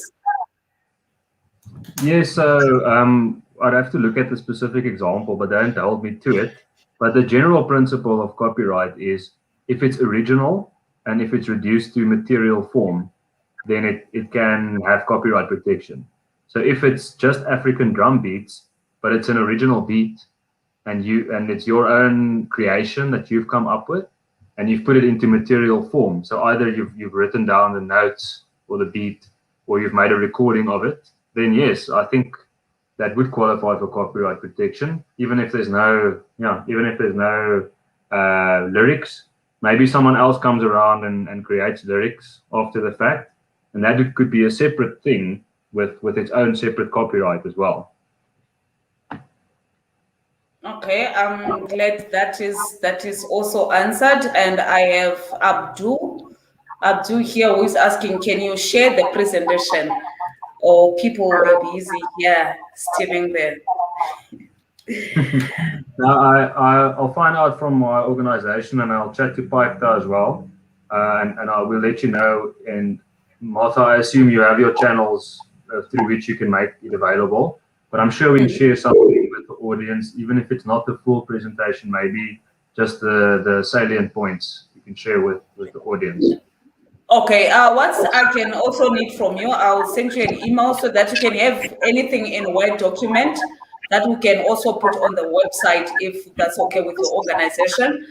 And also this is live on Facebook and on YouTube. So the presentation that you already did is still gonna be there with the whole conversation. Perfect. Well, I have another question. I'm looking for it. All right. In terms of pricing, if somebody have to register a logo, how much would that cost if it is to cover only South Africa? Yeah, if it covers only South Africa, it would depend on. So when you file a trademark application, you need to file it in one or more classes. So I think, if I remember correctly, there are 45 classes, and so covering different goods or services. So you need to register it in. If it's only relevant to one class, you'll only register it in one class. So let's say you've only got one class of interest, then you're probably looking at around, I would say, 5,000 Rand to get it done properly for you. It's one of those things, and the same comment applies to provisional patents. You can probably go and file it yourself at the CIPC for 50 Rand or 100 Rand, but it's one of those things where, and I'm not just saying it because I'm an attorney, if it wasn't done by a professional person, it probably has very little value. Because it's such a specialized field and such a complex field, what we see is people who go, and this is with all due respect, obviously, to people who go and try and register their own patent application, for example. If you don't really have the expertise, or you don't really know what to include, what not to include, what limitations, then it typically doesn't really have much value, and it won't really stand you in good stead. You won't really be able to enforce it. So my advice would be try to go through a professional if you can. Obviously, if you can't, that's the reality. Then you can go and try and register it yourself. But that for me should be really a last resort. And again, I'm not saying it because I want to make money. I'm saying it in the best interest of the listeners. Okay.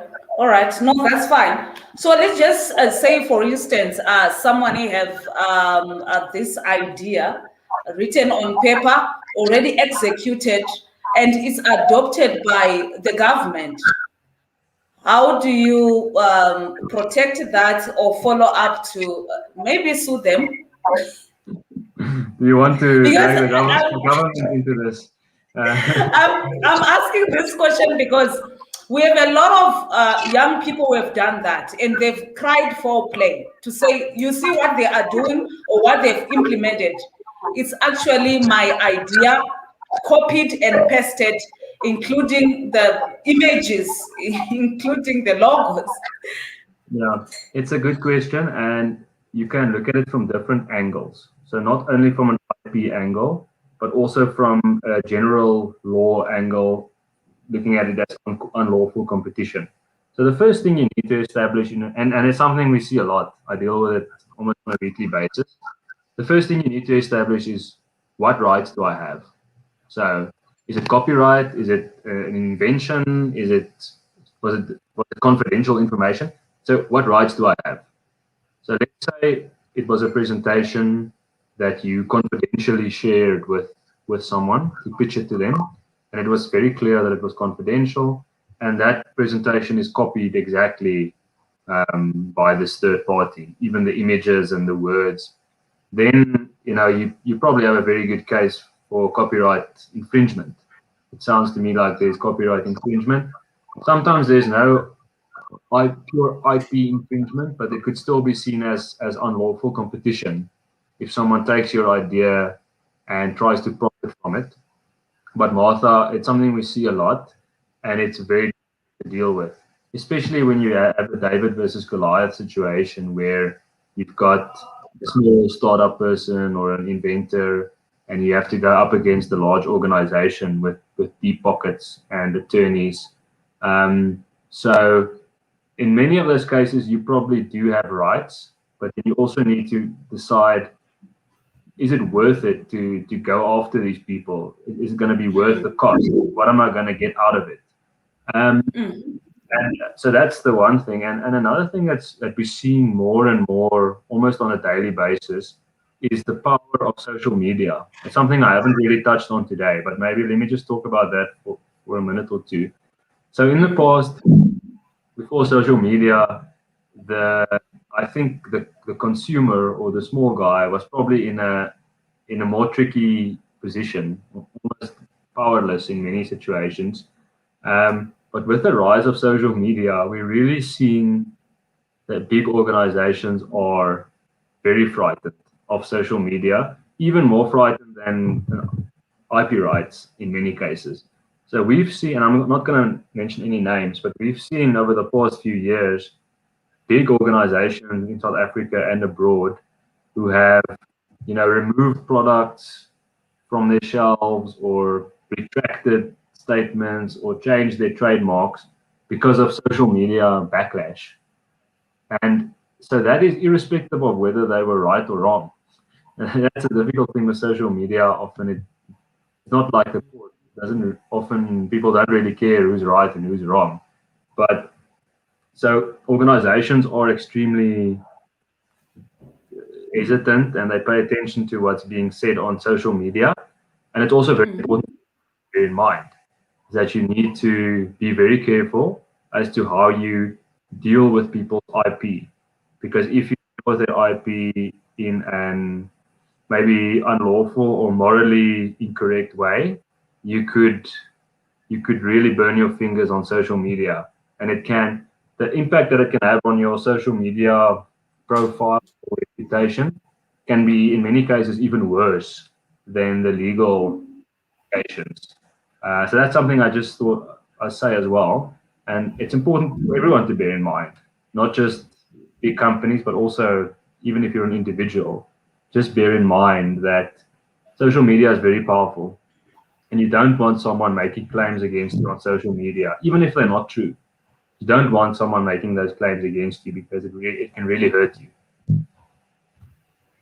Okay. All right. Thank you so much for that. I wanted to refer to something here. We have this case of Kosana Mahate, the guy who proposed the please call me concept to Vodacom, right? I think it's an ongoing case and not really into discussing the case per se. But in situations where somebody is working for a company and they propose something when they were an employee, and this thing become massive, like the please call me. Can they really stand a chance? Just looking at what you said, that will they win the case going against such big corporates? Or how can they sign? What documents can they sign when they are working for the company to say, should this go, big, I need some percentage?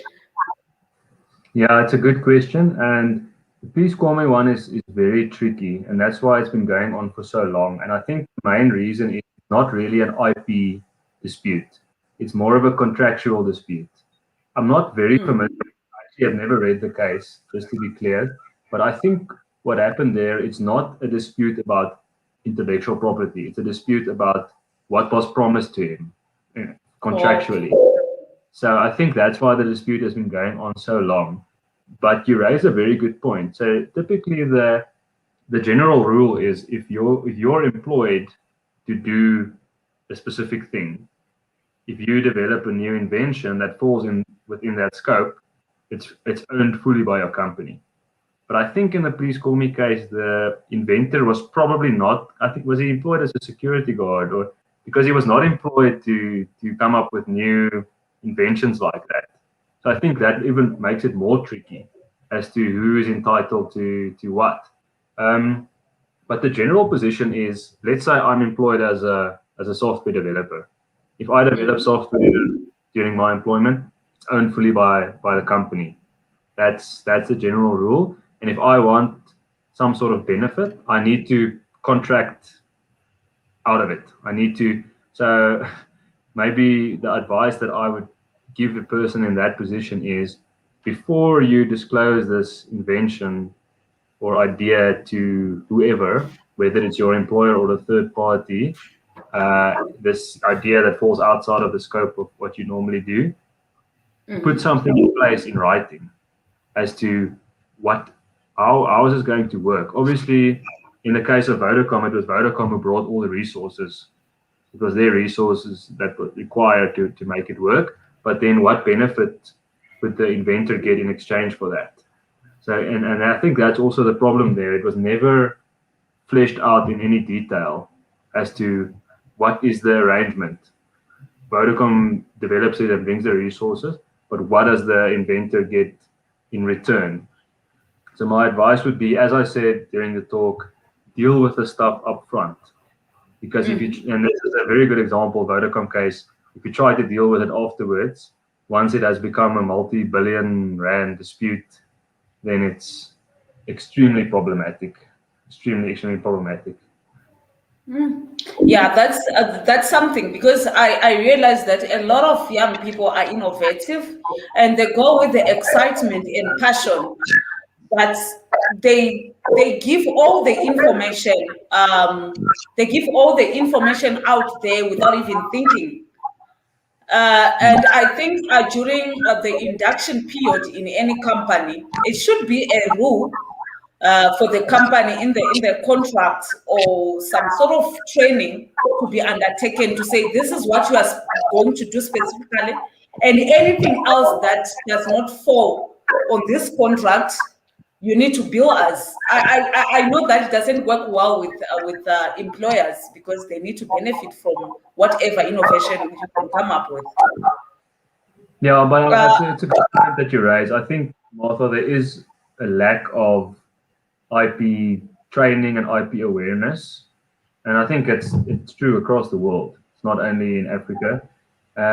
People need to be aware of how it works. You need to be, if I create something in the course of my employment, it belongs to my employer. If it's outside, how does it work? What are the arrangements there? Because I think in many cases people just don't know, and then they go too far down the path, and then it's too late.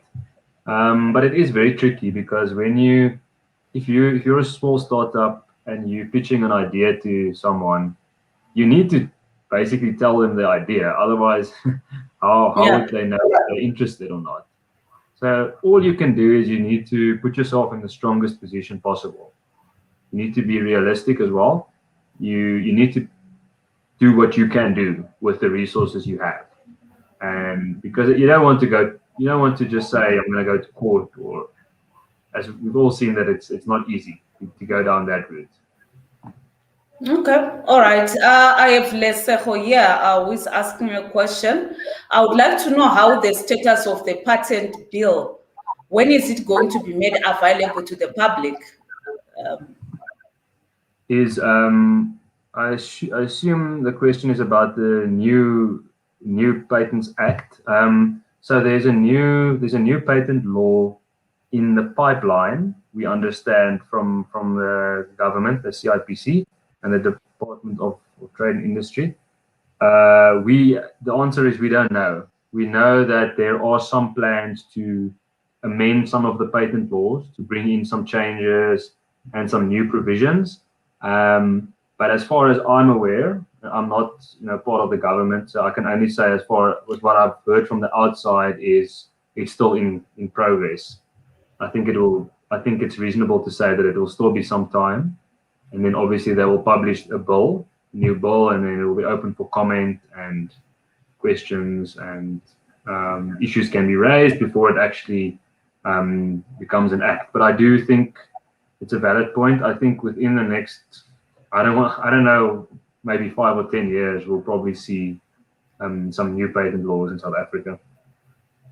Okay, that's great stuff, and thank you so much for taking the time to do this presentation and sharing with the public. I see there's a lot of interest on this topic, and I believe that it will also be great to have you when it's implemented, the new act, for you to come back and actually explain it. When they put these acts, bills, and laws in places, it's just out there on their platform, but not really communicated to the rest of the public. Let's talk social media, where everybody has access to it. There are people who are, graduating from colleges, from varsity, starting their own businesses. They are not aware of these things or where to even look for these things. I know it is an individual duty for you to look for that information. And I would also like to know where your organization, ENS Africa, How do you also get the information out there? Social media pages, or do you do workshops? Do you travel around Africa to create awareness? Yeah, that's a good point, Martha. And I think it's very important because often there can be a change in the laws, copyright laws, patent laws, and it can have an impact on me as a member of the public, as a person on the street, but I don't even know about it. I didn't even know it changed. I didn't have an opportunity to provide comment.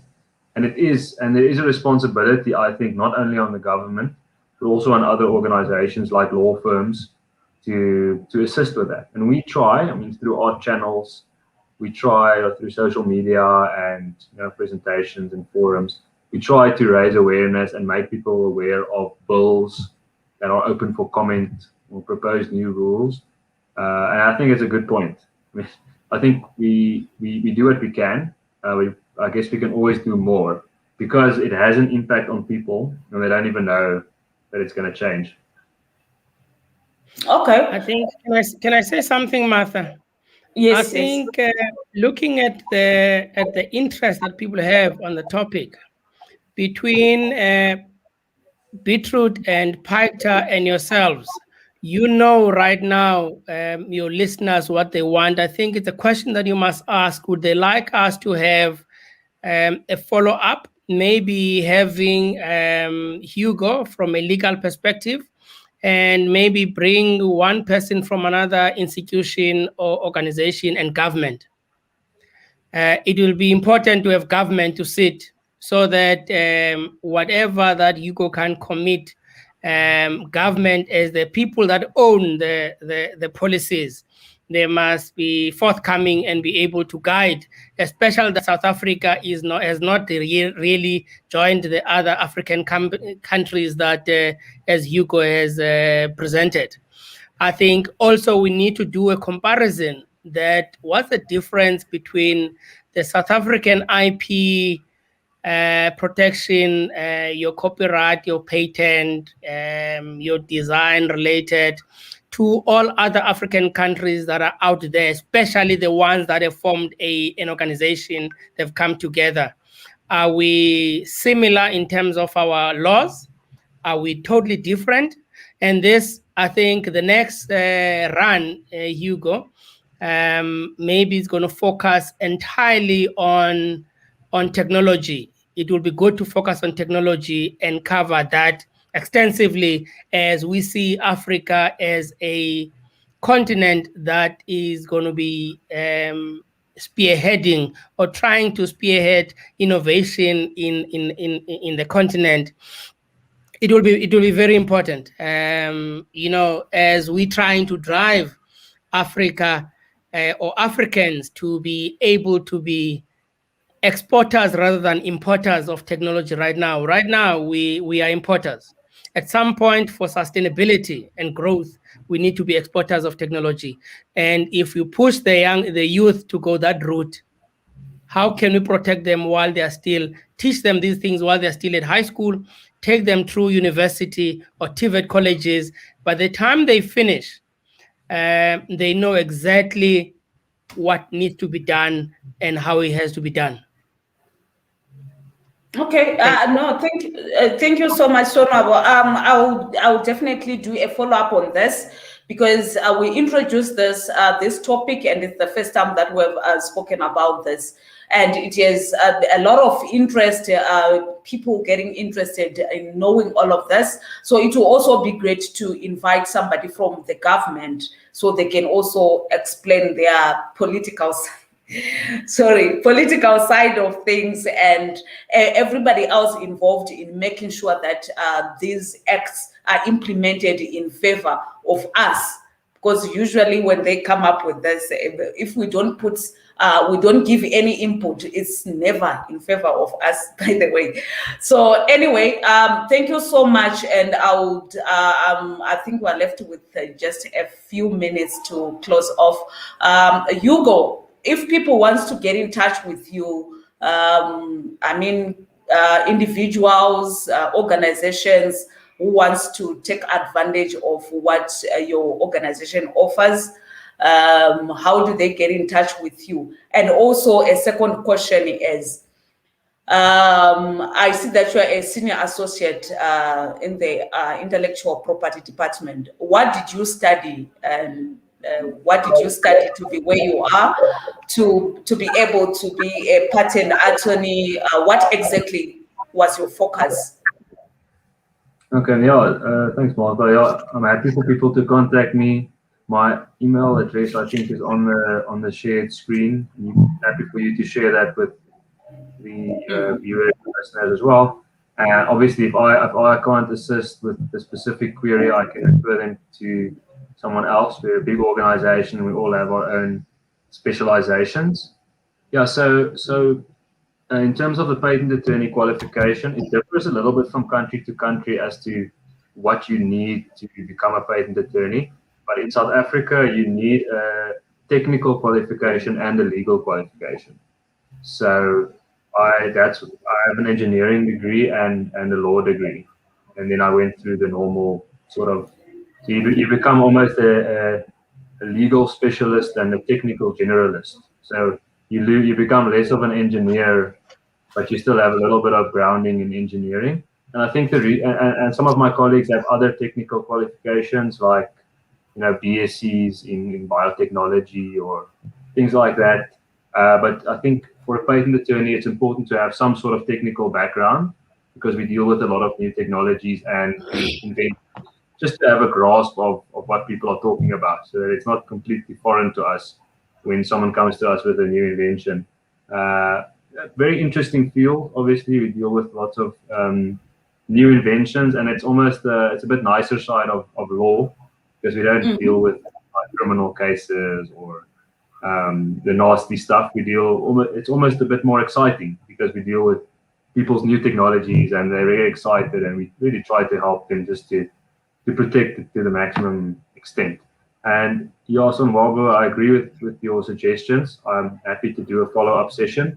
I think it's always nice to get input from the government to hear about the plans and the directions that they want to take the country in, because as you say, they take ownership of the policy. So it's always good to understand the policy direction and what they have in mind for the next 5 to 10 years. And I agree that it would be nice to discuss the different IP systems across Africa and maybe compare them, because I think my personal view is that it would be good for all countries to be as similar as possible across the world. It would be good for the requirements to be almost universal. And I think it is moving in that direction across the world. The requirements that I talked about with patents, things like novelty, inventiveness, most of the countries around the world are adopting the same standards, but I think it has a long way to go. Hopefully, in the next 10 or 20 years, we do see a lot more progress where countries can work together and really make it accessible to every person, everyone with innovation, accessible to them to be able to get that protection, and not only accessible to big corporations. I think that would be great. So happy to do that. Sounds good.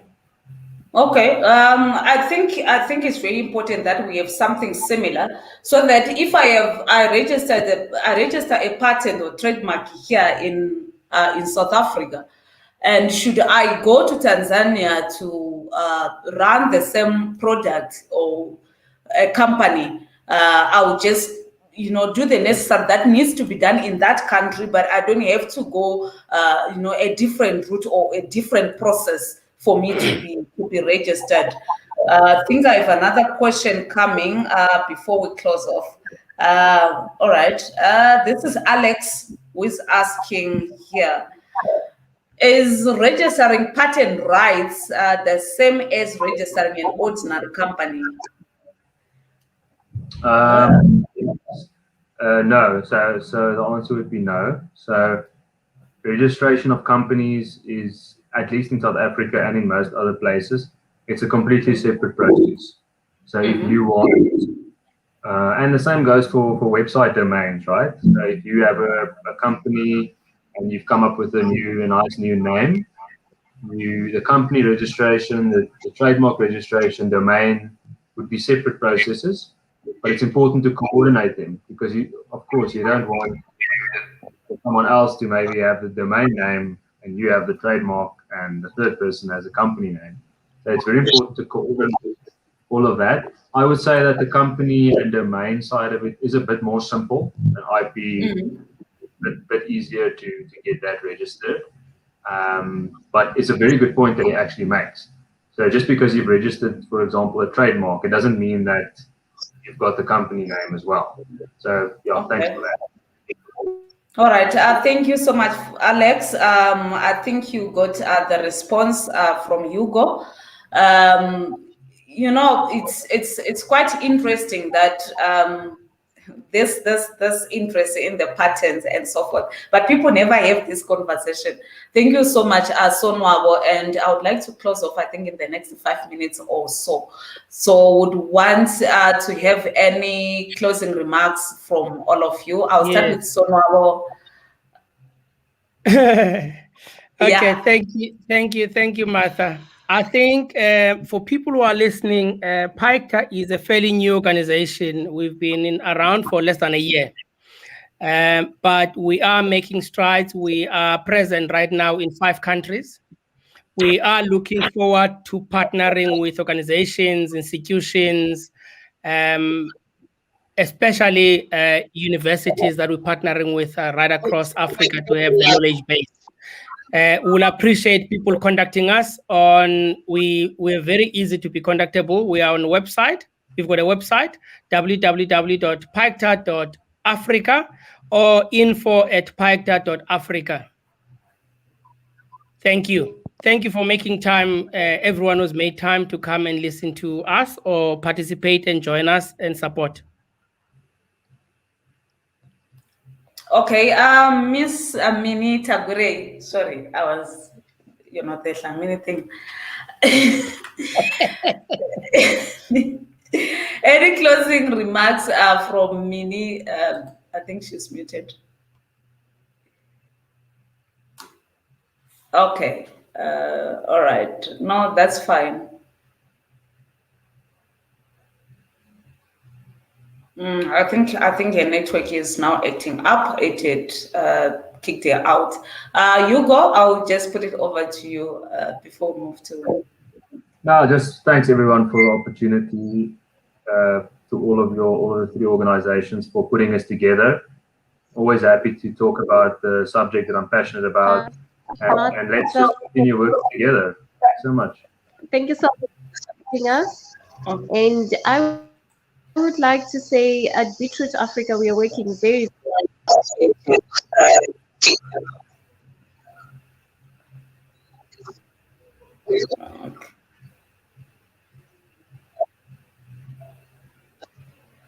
Okay, I think a network is not stable.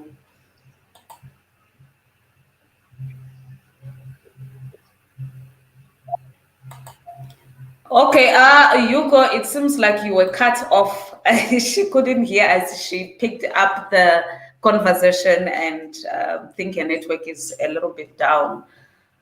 So it was sort of rushed. No, that's perfectly fine, Martha. I just wanted to say thank you to everyone and all the listeners, and I just said let's continue working together and keep growing IP and entrepreneurship across Africa. Okay. All right. Thank you so much to all the listeners, to all those who asked the questions, and for tuning in to Radio 54 African Panorama. We'll bring in the guests, with a follow-up show. And I believe that Hugo also provide a document that once he speaks to the organization, that will put on Radio 54 African Panorama website, and also try and upload as much as we can and keep sharing this so that it can reach more people. And this is, like I said in the beginning, this is a topic that most people are not really, exposed to. There is not much being shared out there. So you can also follow Hugo on LinkedIn. I think I'm trying to pick his name. The pronunciation keeps. That's Hugo Biermann. GOBIERMANN.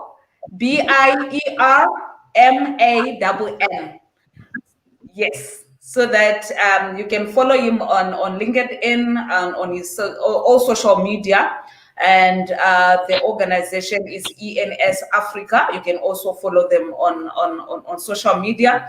Then PICTA as well. They are on Facebook, Pan African ICT Association. Beetroot Minita Gray is also on Facebook and LinkedIn, so you can all follow. I'm also on Facebook and everywhere, so so that you can also get updates, more information on what's happening. We'll also share the links both from YouTube and Facebook. YouTube and Facebook will reshare these links so that we can reach more people, so that you can also get more information regarding this. And next week, Sunday, in celebration of Africa Day, that's 23 May. Okay, Africa Day is 25, but on the 23rd, we're gonna have another show, bringing in another very, very, very big person to talk about